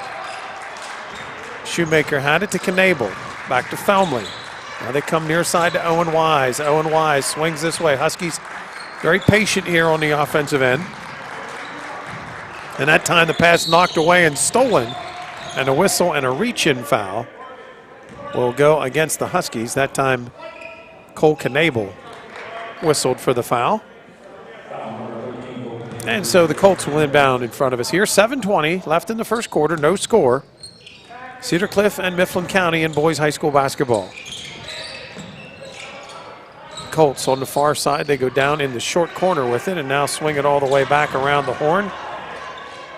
Down in the low post is Hoser, and a whistle and a traveling violation called against number 14, Trenton Smith. Head coach of the Colts, a name that's familiar to our area, Ty Savercole, who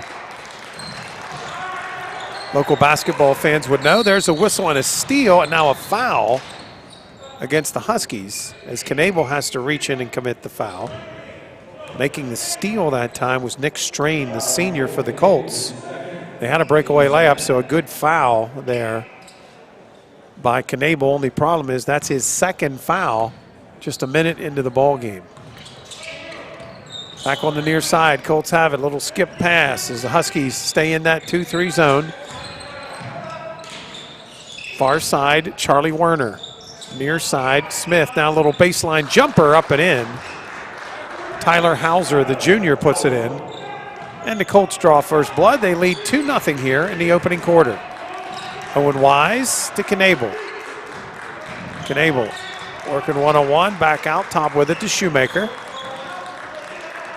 Again, straight up man-man all over the floor by the Colts. Huskies keeping the floor spread, trying to rely on spacing, but that time they miscommunicate.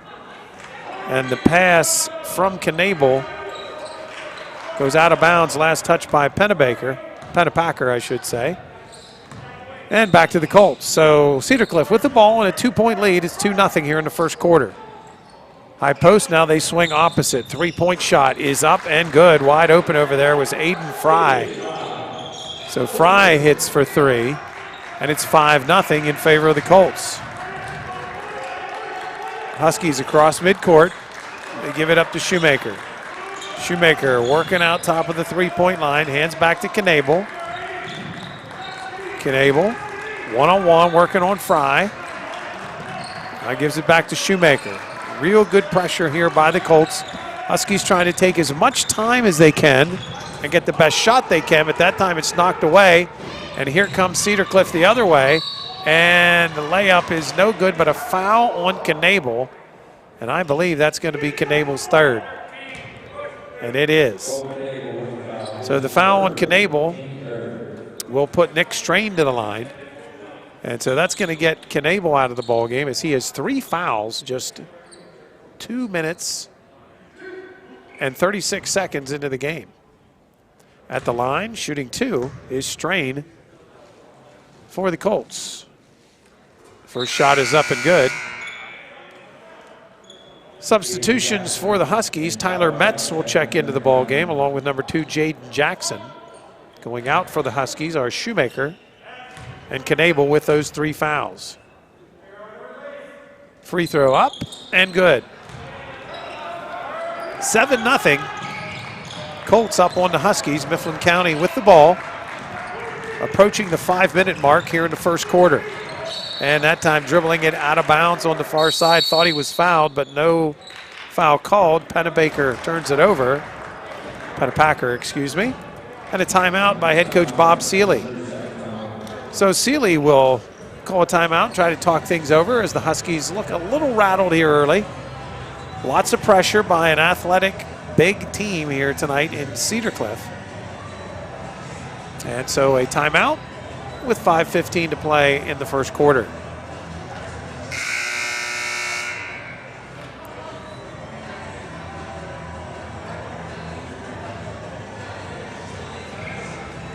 Tomorrow night on MCTV, don't forget we'll have more boys basketball for you. The Huskies right back in action.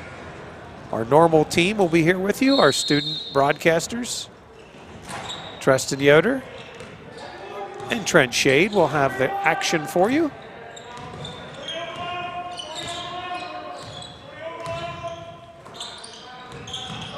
After the timeout, Colts back with the ball, leading 7-0. They swing to the near side. There's a look at a 3 ball. It's no good, but the rebound is up. No good. Another rebound, and that one's blocked from behind.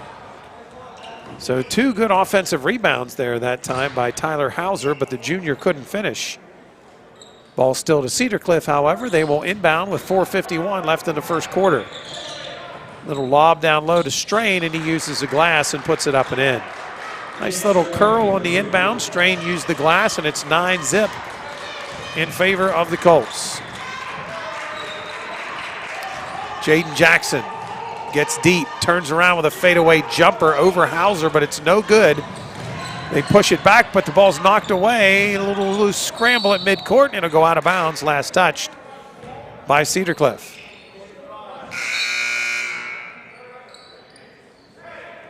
Substitution for the Colts. Mike Armini in the ball game for the first time, as Nick Strain will take a breather. Huskies inbounds in the backcourt. Ty Felmley in the corner to Wise. Wise looks in the paint, but the ball is lost as Pennepacker had it, couldn't control the dribble. Back the other way come the Colts. They go down low on the baseline. Little reverse layup, no good, but a board. And now a foul. And it looks like we have a over-the-back foul against the Colts. Tyler Hauser whistled for the foul. Substitution for the Huskies, Connor Zimmerman, who had a pretty good JV game, has now checked in as he replaces Cade Pennepacker. Jackson with the ball in the front court for the Huskies, gets in the paint, baseline to Zimmerman. Now they come near side to Metz. Tyler Metz in the corner. Again, straight man-to-man by the Colts. They've been picking up for about 90 feet here. Now dribble drive by Jackson, and he uses the glass and puts it up and in. So Jaden Jackson for 2. Huskies on the board. 3:41 left in the first quarter. 9-2, the visitors are in front. And there's a turnover as that time Pennepacker tried a little cross-court pass, nobody home. Real different in strategies here. The Colts trying to get as many possessions as they can, pushing the ball up the floor and running. Huskies trying to play tempo, control the basketball, and look for the best possible shot. So real contrast in styles. There's Jackson right to the bucket. He goes to kick it out to Metz, and unfortunately it goes out of bounds. Tyler trying to get it. The referee was kind of in his way and he couldn't get there. So turnover, ball back to Cedar Cliff.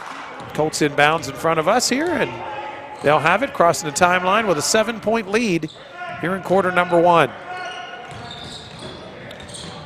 Little high-low game. They kick to the far side with it. Now back near side. 3-pointer shot is short. They bang for the rebound, and coming out of there is the Huskies. Good job there by Zimmerman to get the basketball, and Owen Wise will bring it across midcourt. He'll hand off to Jackson. Jaden Jackson, the senior, out top. Working one-on-one against Hauser. And a whistle and a traveling violation called against Jackson. He'll turn it over. Substitution. Chase Shoemaker back in the ball game. Jace will go back in and replace Metz. And the Colts will have an inbound, and now a mask warning being given. Trying to make sure that both teams keep the masks up over the mouth and nose. Inbound by the Colts. And they bring it across the timeline. 2:40, clock running, first quarter. Skip pass, far side. Now they go to the short corner, pull-up jumper up and in. Nice ball movement that time, and a nice jumper by Trenton Smith. And now a steal on the inbound, and a whistle and a foul against the Huskies. Ball was stolen by Charlie Werner. He took it right to the bucket. Felmley was forced to foul. First foul on Felmley, fourth on the Huskies. And Charlie Werner's first shot is up and good. Substitution for the Huskies. Felmley will come out. And Alex Klein will see his first action in the varsity game. Shot is up and good. And the lead stands at 13-2 in favor of the Colts. Huskies across midcourt. Owen Wise. Far side with it. Jaden Jackson now trying to work a handoff, and there's a pushing foul against the Colts. That'll be whistled against number 1, Charlie Werner. And Mifflin County will inbound on the far side. 2:18 left to play. 2:18 left to play. Jackson with the ball up top, goes down low on the block. Little power move by Shoemaker. Shot is no good, and they bang for the board, and 3 Huskies end up colliding and going to the deck. Back at the other end, Colts push it down. Good hustle by Wise, but the ball ends up with an easy layup there for Tyler Hauser, and now a whistle and a 30-second timeout taken by the Huskies. So 1:54 left to play in the quarter. It is a 15-2 lead in favor of the visitors from Cedar Cliff. So 15-2 lead, 1:54 left to play here in the opening quarter of play as our camera takes you inside the huddle. Head coach Bob Seeley, assistant coach Sam Bray, assistant coach Robert Sauerwine, all talking it over with the Huskies as they are on the short end here of a 15-2 score with 1:54 left to play here in quarter number 1. So timeout on the floor, and the Huskies will now, after their second timeout here earlier in the game, will be inbounding the ball against some deep pressure. Inbound pass. A couple of guys that just finished the JV game are now in there for the varsity for the Huskies. There's Wise for 3. His shot is no good. Rebound to Hauser. Outlet pass, 3-on-1. Here come the Colts, and it's up and in. Laying it up and in that time, number 10, Aiden Fry, and back come the Huskies. And a whistle and a traveling violation called.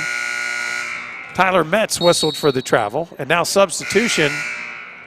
And Coach Seeley going back to number 13, Cole Knable. Knable has 3 fouls here in the first quarter, but he's back in there. So Seeley must feel that he needs Knable's presence out there as this one's starting to get away here early.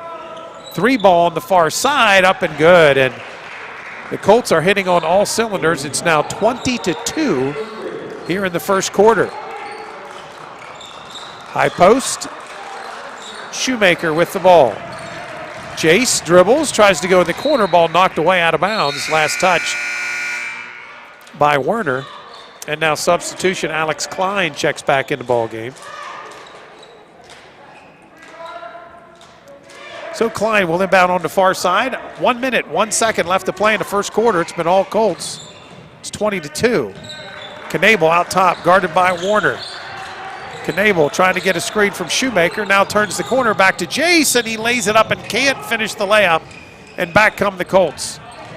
2-on-2, pull-up jumper, rattles rim, no good. Hauser with a board, he scores and he's fouled.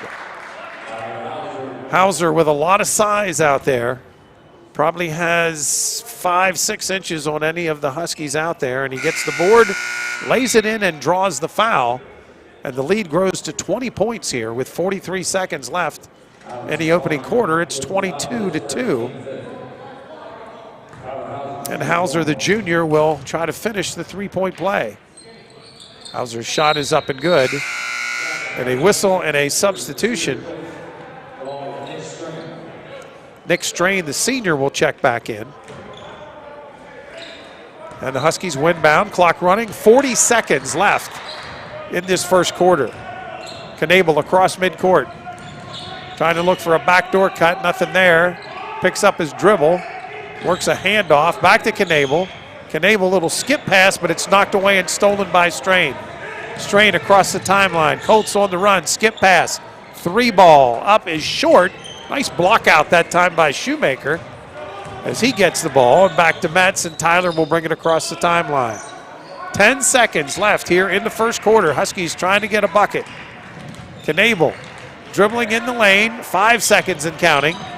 They'll give it to Metz, 2 seconds, 1 second, and the Huskies will not get a shot off, and that will end a frustrating first quarter of play for the Huskies. So after 1 quarter of play, our score 23-2 in favor of Cedar Cliff, as they have certainly had the best of this one early here tonight from the Dog Pound. We're going to take a break for a brief message. Mifflin County Television brought to you in part by some of the good folks over at the Academy. And we thank them for their support. You're listening to live coverage of high school basketball on MCTV.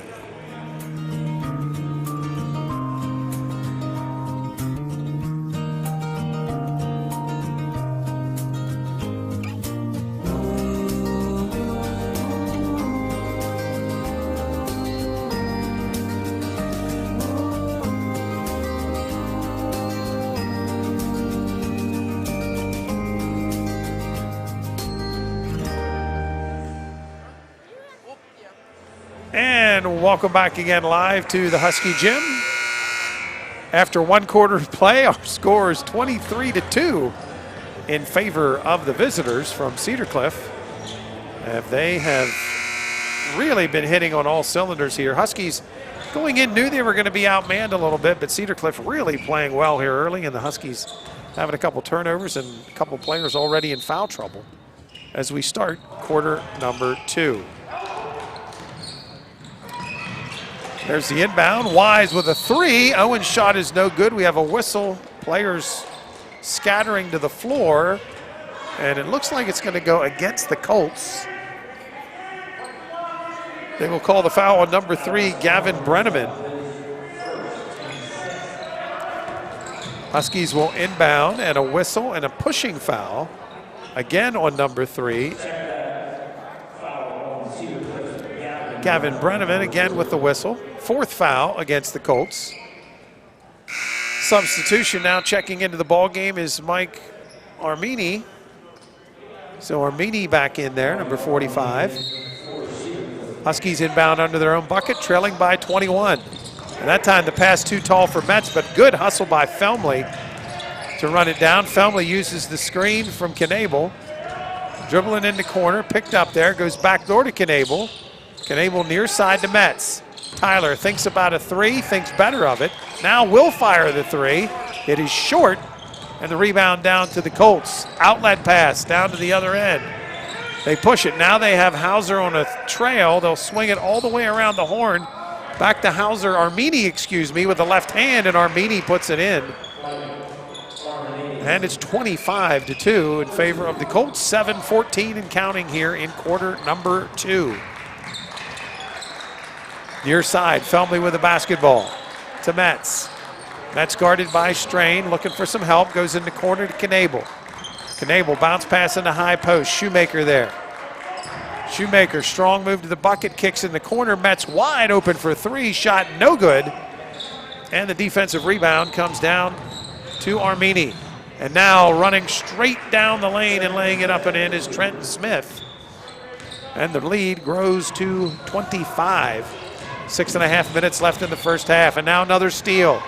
Knocked away and stolen. And losing it out of bounds as the game gets a little sloppy. As that time they had a 2-on-1, but Nick Strain dribbled it off his foot out of bounds. And now multiple substitutions again for the Huskies.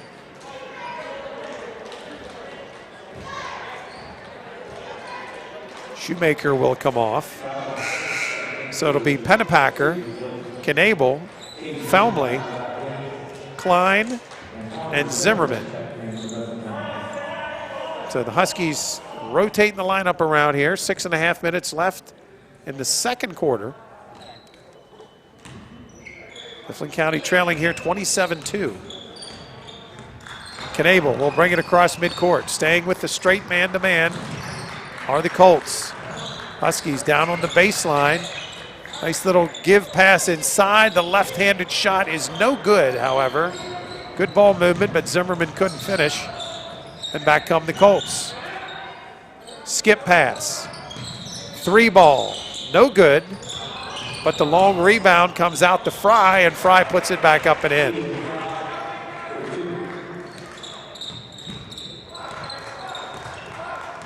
So here come the Huskies. Trying to make something work here, trailing big in the second quarter. Pennepacker, little dribble drive, tries to go inside, the ball knocked away and stolen. Pushing it up the court is Fry, and Fry will dribble it out of bounds. So a turnover by the Colts, and the ball will go back to the Huskies. Substitution checking in for Cedar Cliff, as they will go deeper to the bench, is freshman Brian Schnenk. So in the backcourt, Huskies will bring it across the timeline. 5.5 minutes left in the first half. It's been all Colts here. They go in the high post with it to Zimmerman, and the shot is up and good. So the Huskies get their second bucket of the ball game. And the Colts now back on the offensive end. Huskies staying in that 2-3, trying to pack it in and trying to negate some of this size, but really good ball movement. Now a steal by the Huskies, though. Deflection, and Connor Zimmerman comes away with it. Here's Felmley at the other end. Felmley dribbles baseline, pulls up with a jumper. It's no good. Rebound is up, but blocked, as Zimmerman tried to go right at him, but Hauser, too much size, blocks it away.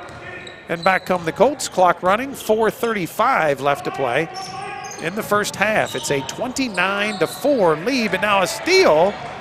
Ball knocked away for the Huskies, trying to go end-to-end that time is Cade Pennepacker. Pennepacker can't finish, but a nice steal, and the ball goes out of bounds. Mifflin County will inbound. Substitution, Owen Wise will check back in for the Huskies. Owen's been pretty consistent, one of the leading scorers this year for Mifflin County. Owen's still looking for his first bucket here tonight, however. Huskies inbound. They get it up top to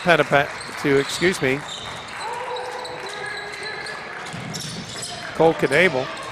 Ball knocked away, however, taken, stolen, and back comes Cedar Cliff.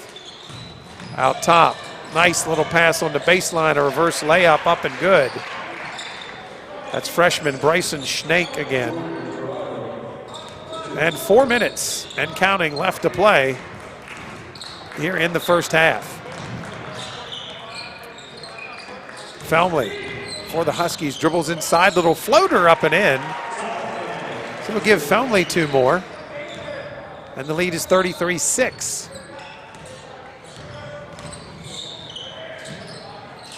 Three-pointer up and in. And Cedar Cliff, as I said, hitting on all cylinders. Senior Nick Strain hits the 3. And the lead is now 28 points here in the second quarter. Huskies trying to look for some backdoor cuts. Little dribble drive by Knable. He can't get it, but he does draw the foul. So nice work getting himself to the line that time by number 13, Cole Knable. If you weren't with us early, Knable picked up 3 fouls right away. But after things started to get away from the Huskies, Coach Seeley decided he needed Knable back in here, so he's been playing most of this game with the 3 fouls. Knable at the line, foul shot is up and good. Tyler Metz will check back in. Felmley goes out for the Huskies. 3:14 left here in the first half. Dominating performance thus far by the Colts. Second free throw by Knable is good.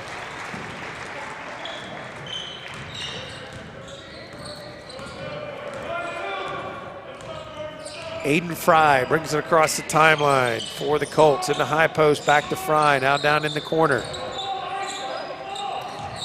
Again, little zone action here from the Huskies, now a 3-pointer up and good. Trenton Smith, the junior, hits from the corner.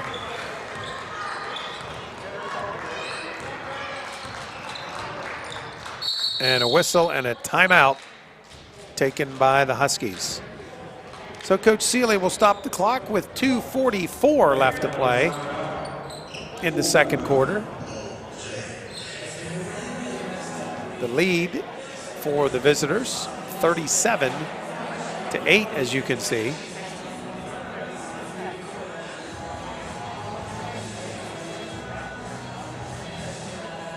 So the Huskies will sit down and talk things over here for just a minute. Again, knew the team was going to have their work cut out for them tonight, as Cedar Cliff won the first time around pretty convincingly, and they're doing more of the same here tonight. Not only are they playing well, they are shooting well. And you combine playing well with shooting well, and that is when you have a score like you see now at 37-8. Huskies doing the best they can to force them to shoot from the perimeter. They have shot from the perimeter, but they've scored from the perimeter. So after the timeout, Huskies head back out. Owen Wise will inbound right in front of our table here. And the inbound to Felmley in the backcourt. Felmley across the timeline. Gives it up to Klein. Klein, who played a lot in the JV game out there again, as did Zimmerman, who's also out there. Back to Felmley. Little triangle delay type game on offense. Now they go down low. Skip pass to Wise, hoping to get Wise open in the corner, but the defense is there. Dribble drive up and good, and no bucket. Boy, a good, strong, aggressive take by Alex Klein, but when it rains, it pours. And instead of an and one, they will call the the charge against Klein and give the ball back to Cedar Cliff. Hitting the 2-minute mark, clock running. Huskies trailing 37-8. Cedar Cliff works to the near side. Good hustle by Tyler Metz, gets a deflection, knocks it away. Now they go corner, 3-ball. Rattles rim, no good. And a nice block out that time for the Huskies. And they'll retain possession. Alex Klein doing the job. Substitution, Klein will check out now. Cade Pennepacker back in there. And also Jay Shoemaker will come back in, replacing Tyler Metz. So Tyler gets a breather. And the Huskies inbound in the backcourt. Pennepacker with the ball. We're under 2 minutes now here in the first half. Pennepacker looking for help, gives it up to Wise. Wise trying to work a little handoff game there, but a lot of pressure from the Colts, really pushing the Huskies a lot higher out than they would like to be. Now a dribble drive by Felmley off glass, no good. Rebound up and score it. Good effort. He's really undersized in there, but Connor Zimmerman, the junior, gets the bucket and the foul. Cedar Cliff foul was whistled that time on Riley Morton, the sophomore. And now for the Huskies, Zimmerman will try to complete the 3-point play, but the shot is no good. Rebound and an outlet. Back come the Colts. Pull-up jumper off glass, up and in by Aiden Fry. 39-10 is our score. Approaching the 1 minute mark here in the first half. Up top with the ball is Pennapacker. Pennapacker trying to work a little handoff, gets it there. Now nice give and go. Pennapacker pull-up jumper, no good, but a foul. So a nice little two-man game there that time between Pennapacker and Zimmerman. And that will put Cade Pennapacker to the line, shooting two. 51 seconds left in the first half. Pennapacker's shot, no good.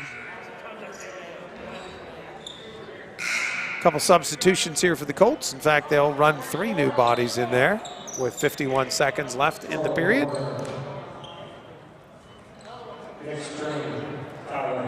And the Huskies will also send one more sub in as Connor Zimmerman comes out. Did a nice job out there. And Metz will check back in for the Huskies. So Pennapacker, second free throw's good. And Pennapacker will now check out. And Alex Klein back in there for the Huskies. So we're under a minute here. 39-11 is our score. They go high-low, but it's stolen. Nice job there by Wise. Felmley trying to go end-to-end and in and out. Nice job by Felmley not to commit the charge, but couldn't get the bucket. And back come the Colts. So it looks like they will hold for the last shot of the half.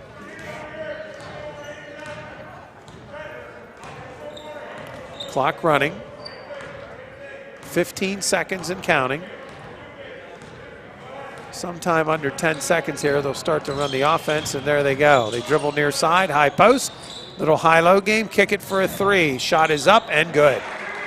They run that to perfection. Fry hits the 3, and that's going to do it for a tough first half for your Mifflin County Huskies. We are at halftime.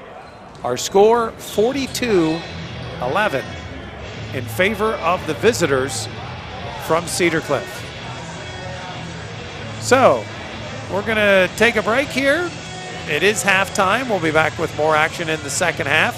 Huskies head to the locker room and try to talk things over. Again, here at the half, I want to remind you, don't forget, we'll have second half action, and also tomorrow night we'll have more boys basketball here on MCTV.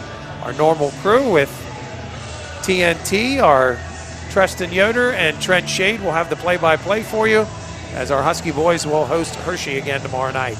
We're at halftime. We'll be back with more. You're listening to live coverage of high school basketball on MCTV. Things that we hold in our hearts is things that we learn and were important to us later on in life. You know, the elimination of recess, for example. You know, students are still getting a half an hour of recess here in Mifflin County. We're still teaching handwriting. We're still teaching penmanship. Those are still important life aspects. We're still doing those things. And we're doing more.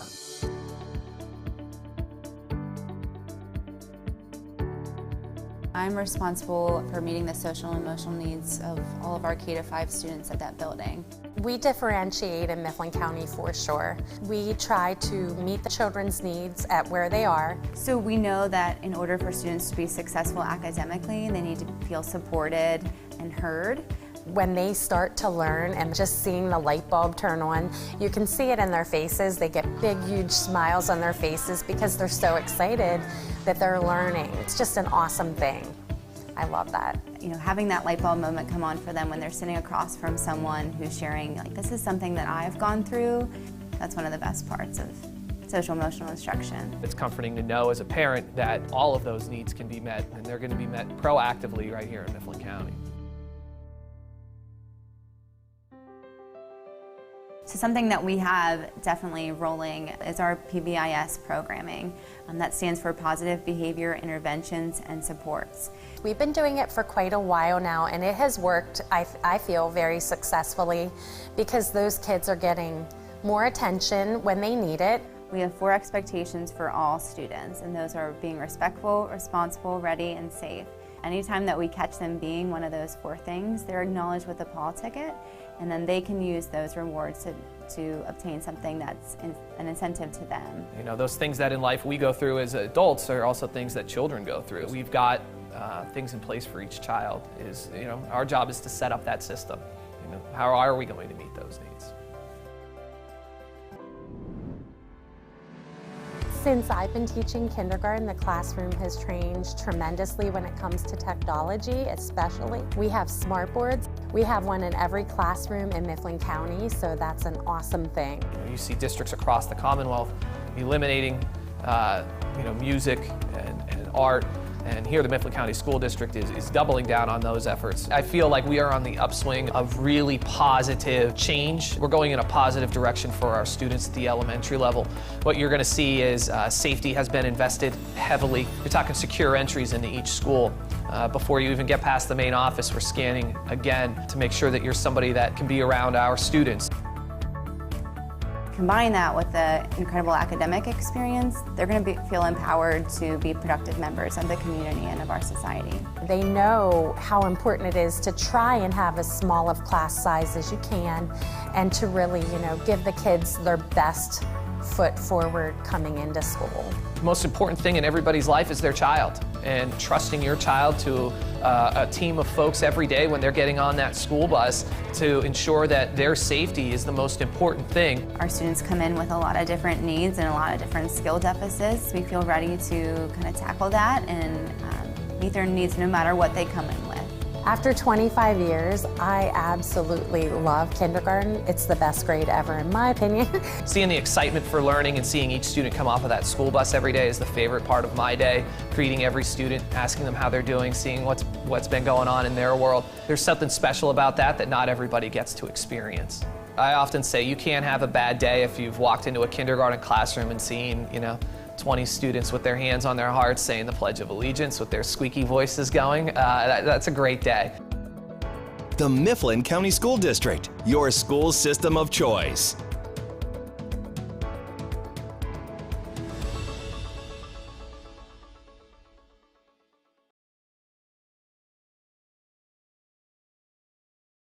When I was growing up, girls just didn't run in public. No one on my all-boys team would pass to me. Dad told me I couldn't be a boxer. He said I was too small. There was a guy who tried to spit on me and then push me out of his way. There comes a point where you have to be sure of yourself. People aren't used to women being so passionate. It scares them. One day, I just said it doesn't matter what other people think. I'm a fashion model who can dunk. I'm a girl. That doesn't mean I have to wear a skirt. Doesn't mean I can't get all fired up. They used to say, that girl is crazy. But then I just kept winning. I didn't set out to dominate. I just did. Somebody's got to be the best. So why not me? I'm 55 years old and I run close to 70 miles a week. I never felt like quitting.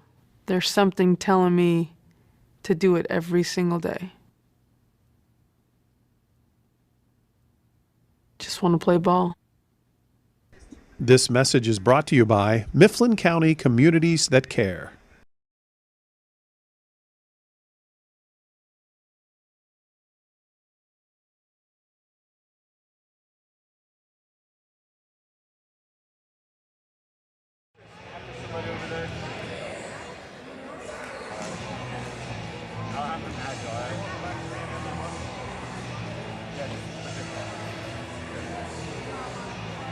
Welcome back again, everybody, live on MCTV. Our coverage of boys high school basketball continuing. Rough one tonight so far for the locals. Our Husky boys trailing big at the half, 42-11. The score against Cedar Cliff. Again, just running down what we'll have for you on MCTV. Of course, the school board meeting, I'm told, is over already tonight. So our students who were covering the local school board meeting for Mifflin County, that is finished for the night.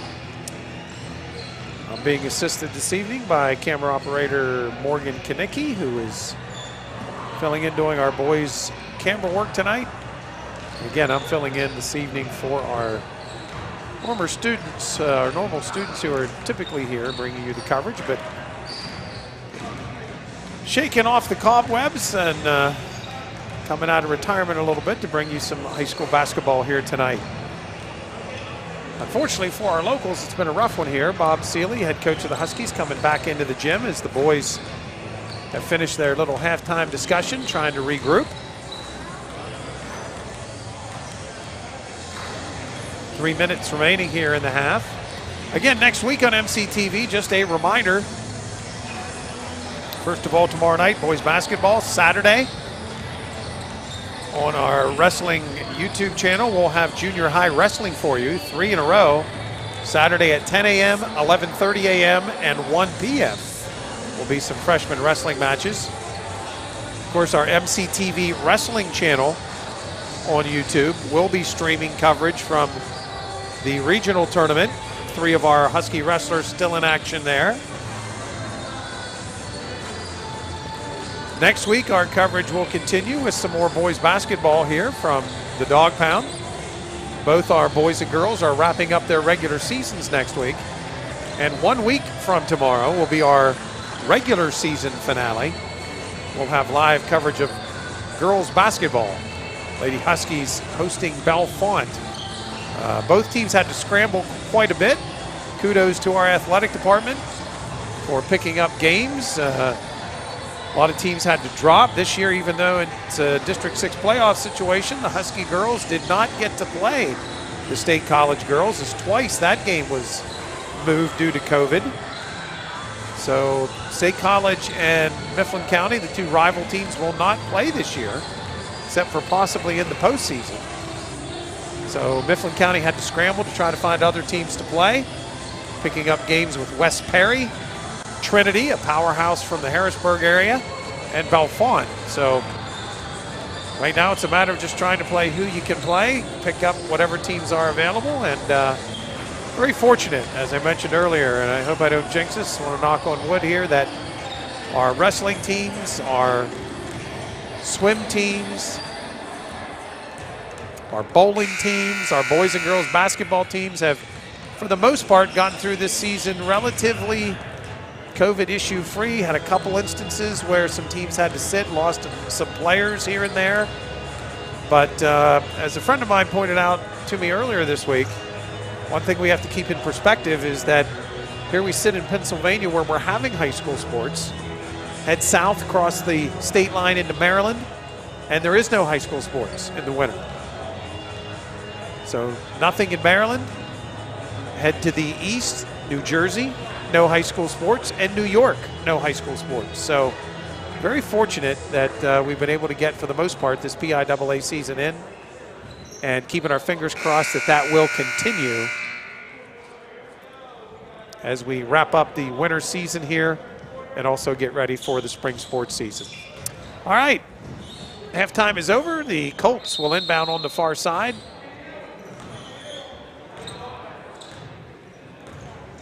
And Cedar Cliff with the basketball. Werner over there. Warner's going to start with another 3. Rattles in and out. Offensive rebound up and no good by Smith. And defensive board comes down to the Huskies. Huskies with the ball, trailing 11-42. It's been a rough go here in the first half. Let's see if the second half fares a little better. Pennepacker up top with the ball, has to give it up to Shoemaker. Jace hands off to Knable. Knable works off a high post screen, kicks up top. Felmley's going to fire a 3 and he buries it. Ty Felmley hits a 3-pointer, and the lead grows to lead is cut 42-14 as we hit the 7-minute mark here in quarter number 3. Kicks back up top. Now they come near side, down in the corner. Smith back out top, near side. Fry, 3-ball, no good, but he gets his rebound. Little pull-up jumper up and in, and a foul. Really poised. Aiden Fry, just a sophomore, but really plays under control. Missed the 3, followed his shot, got the board, drew the foul, and put it up and in.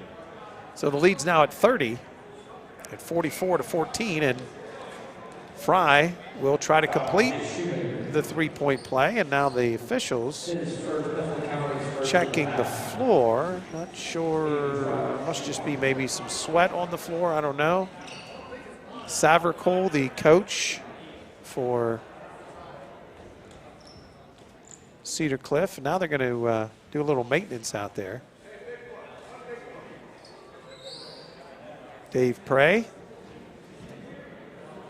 the head of our local officials chapter, I believe, out there taking care of the problem on the floor. Prey, Thompson, and Sear, 3 of our better officials in the chapter, all on duty tonight.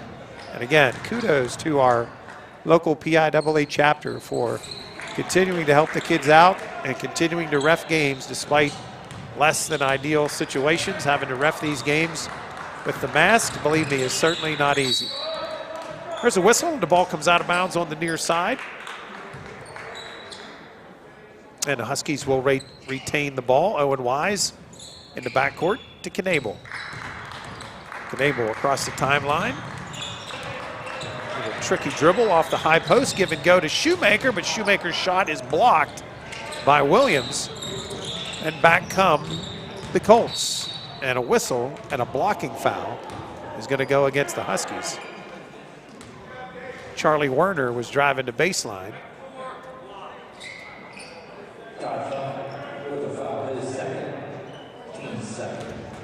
Foul on Felmley and an inbound for the Colts. Nice looking pass, shot no good, but the rebound and putback is up and in for Tyler Hauser. So Hauser with 2 more. 47-14 in favor of the Colts. Huskies have been playing uphill all night. Foul trouble right away for a couple kids and couldn't get the ball to fall. And the Colts did not miss and really have not missed a beat the entire night. Felmley far side with the ball, picked up there by Werner. Felmley looks the baseline, gets it to Knable. Knable working one-on-one, now down low with it. Little turnaround jumper, no good. They battle for the board. Good effort by Shoemaker. But it goes out of bounds, last touched by Jay Shoemaker, and so the Colts will inbound. Clock is running now as we are, this year the mercy rule, just to let you know, has been changed to 30 points. And so we are in the mercy rule. In the second half, the clock is going to continue to run the rest of the way, so this game's going to go quite a bit quicker here now. 3 ball, shot is short, offensive rebound, put back up and in. And again, Hauser too much for the Huskies, too much size, too much strength. And Hauser, the junior, lays in 2 more, 49-14. Tanner Packer to Wise, or excuse me, Knable to Wise. Now Wise thought about a 3. Instead gives it back to Knable. Up top to Felmley. Felmley guarded there by Brenneman. Pull-up jumper by Felmley, rattles the rim, no good. And the rebound comes down to Hauser. Back come the Colts. Strong drive and laying it up and in is Nick Strain. As we go under 4 minutes here in the third quarter. And the Huskies will bring it across the timeline and take a full timeout. So head coach Bob Seeley takes the timeout. Stops the clock with 3:54 to go in the third. And the Huskies will talk things over.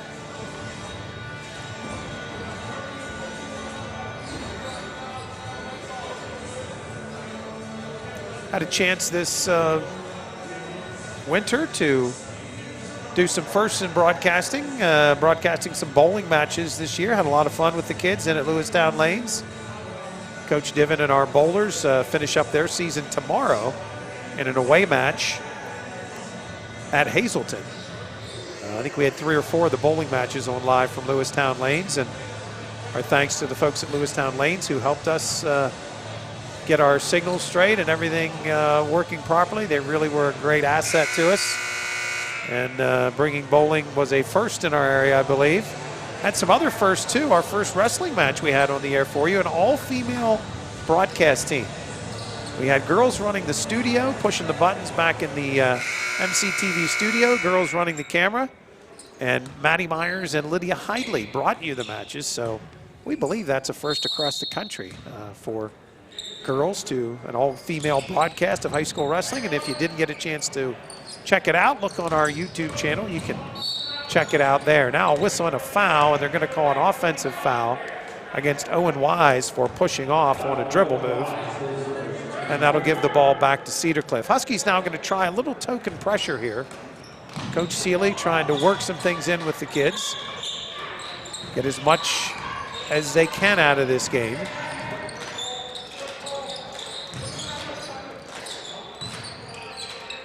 Colts go into high post. Strain pulls it out. Now comes back near side. The Huskies out of that zone press now drop back into their 2-3. And Cedar Cliff will set it up. They go near side corner. A little skip pass across the zone. There's a 3, and it's good.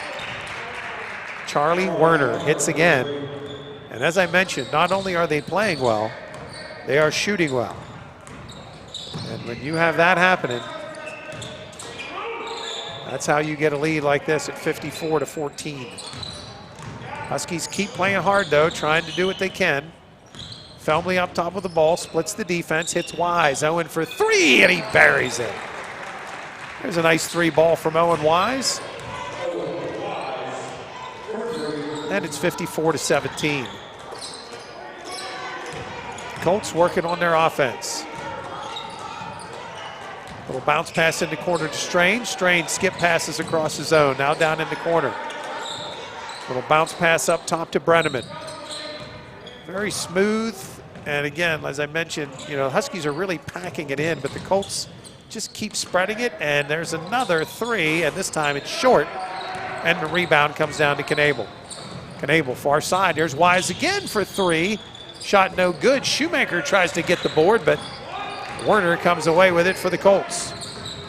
We're under 2 minutes now to play here in quarter number 3. Nice little entry, bounce pass, turnaround jumper, no good. Strain, though, rips down the boards and uses the glass and puts it back up and in. Nick Strain showing he's got some hops there. Really nice athletic move, and he finishes off the glass. And the lead is 56-17. There's Knable back on the near side for the Huskies. Clock running as we're approaching 1 minute left here in quarter number 3. Felmley tries to give it up top to Shoemaker. It is stolen. 2-on-1, and laying it up and in is Strain. Very unselfish play there. And back come the Huskies. Trailing now by 41 and a whistle. And we've got an elbow, I believe, against the Colts. And Shoemaker looking like he's either winded or maybe slightly hurt himself there. Hope not. Jace will come off. So multiple substitutions again. Huskies will inbound under their own bucket. Clock running, approaching 30 seconds left in the quarter. Little power move to the bucket, up and in. Nice use of the glass by Cade Pennepacker. And it's 58-19. 20 seconds now and counting in this third quarter. Aiden Fry gives it up top to Warner, back to Fry. Down to 12 seconds. They go nice high-low to Strain, and he lays it up and in. Really good work of the offense there. Now 6 seconds left. Huskies looking for the last shot. They go in the corner to Metz. Tyler's shot is no good, and that will end the third quarter of play. So we've completed 3. The score 60-19 in favor of the visitors, the Colts of Cedar Cliff, having their way here tonight. But again, as I mentioned, Huskies continuing to play hard, and Coach Seeley trying to get everything he can out of this game. And we'll see what lies ahead here for the Huskies in the fourth quarter. We're going to take a brief break here for a message from one of the many people that help make MCTV what it is. Again, we are a joint effort by the school district and some other area agencies and groups that help bring you live coverage of sports and other activities here throughout Mifflin County. We're going to take a break. We'll be back with more. You're listening to high school basketball on MCTV.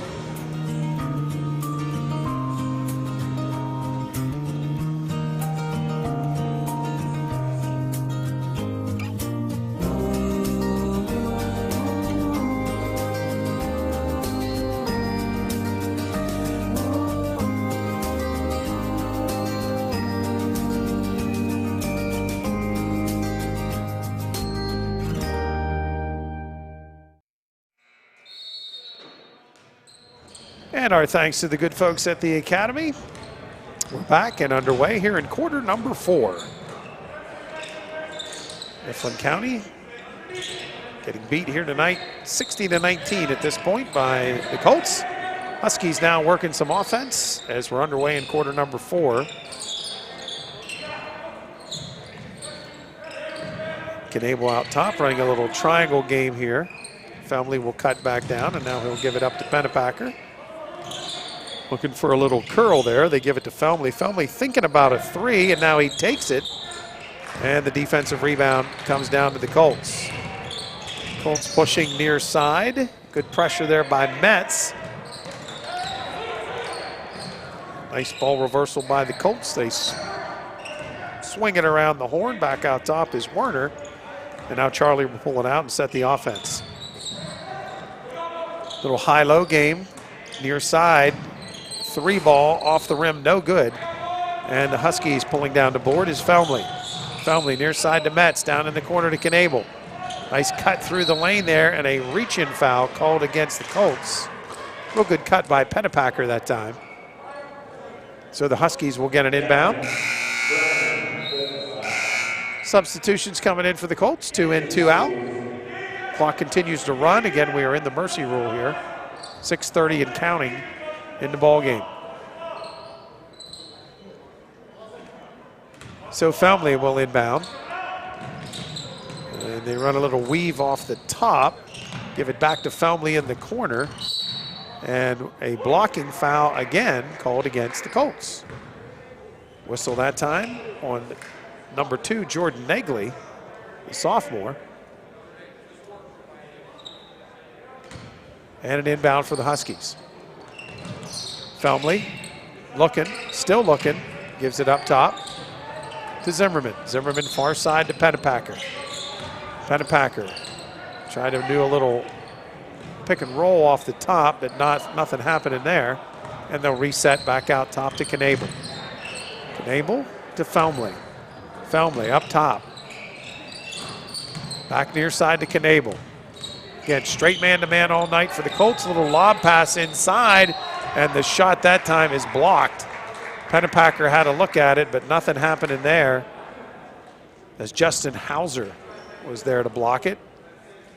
Justin, just a freshman, using the offhand.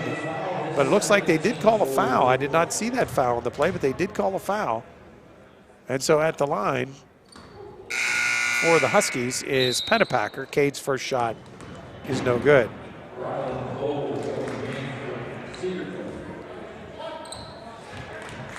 Second shot coming here for Pennepacker.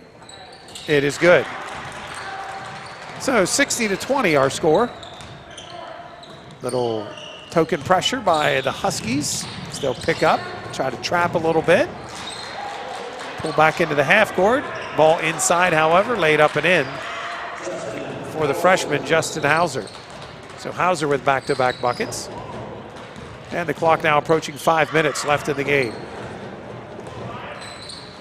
Metz, step back. 3 ball, short. Defensive rebound comes down to the Colts.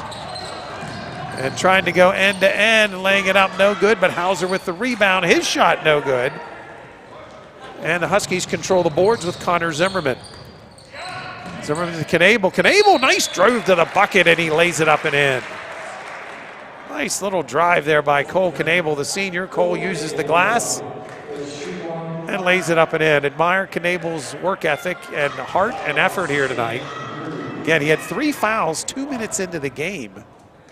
But Cole, just in his nature to never quit, keep playing hard,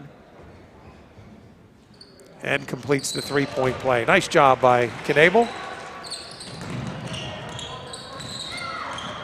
Clock running, 4.5 minutes and counting left to play.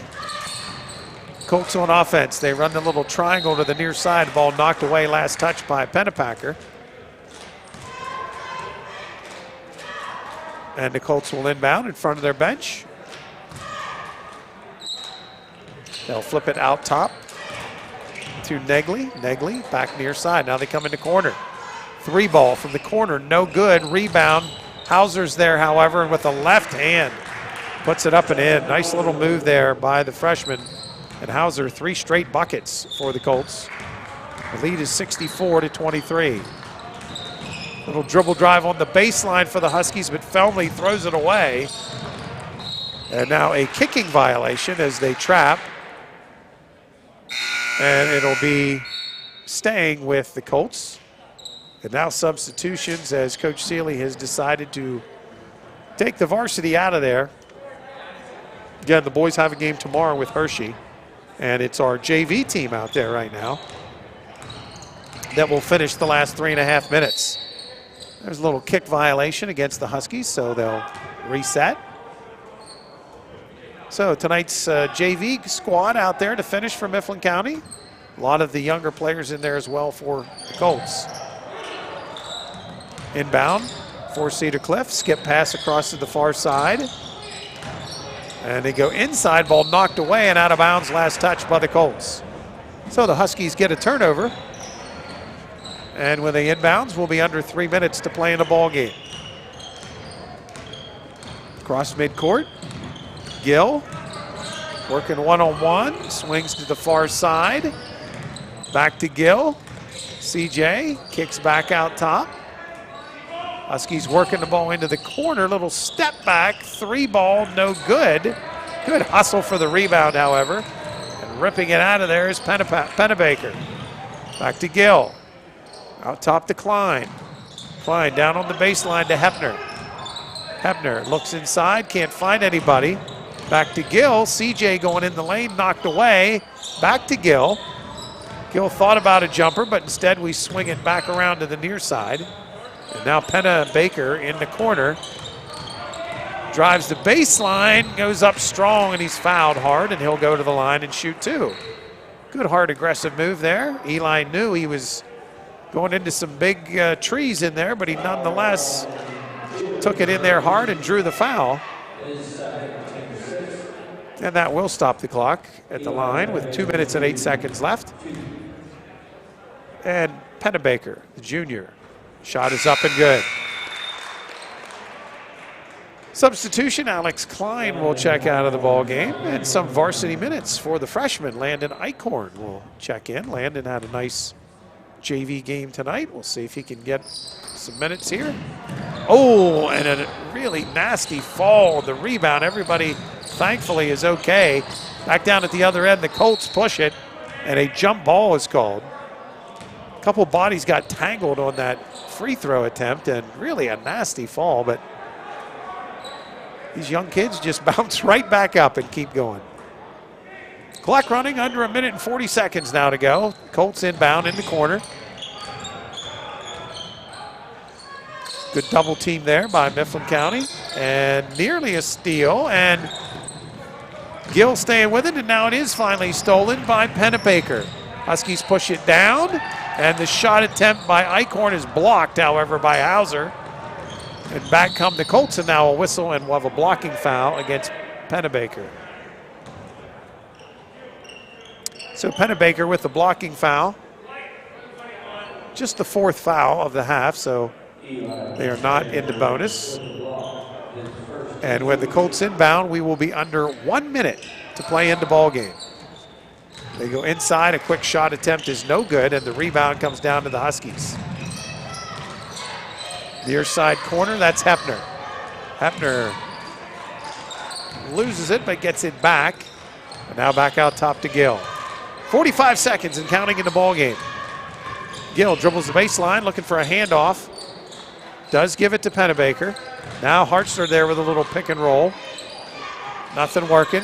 Back to Gill. Gill goes high post to Hartzler. Again, back to Gill. 30 seconds now to play in the game. Huskies trying to make something out of this, and now a 3-point shot attempt is off the mark, no good by Pennebaker, and back come the Colts. And I doubt that they will take another shot. Clock is running. We approach the 10-second mark, as that is going to do it for a night of high school basketball here on MCTV. As the Colts of Cedar Cliff come to town, and they were just too much tonight, no doubt about it. Final score here from the Husky Gym, the Dog Pound, 64-24 is the margin, a 40-point win for the visitors from Cedar Cliff.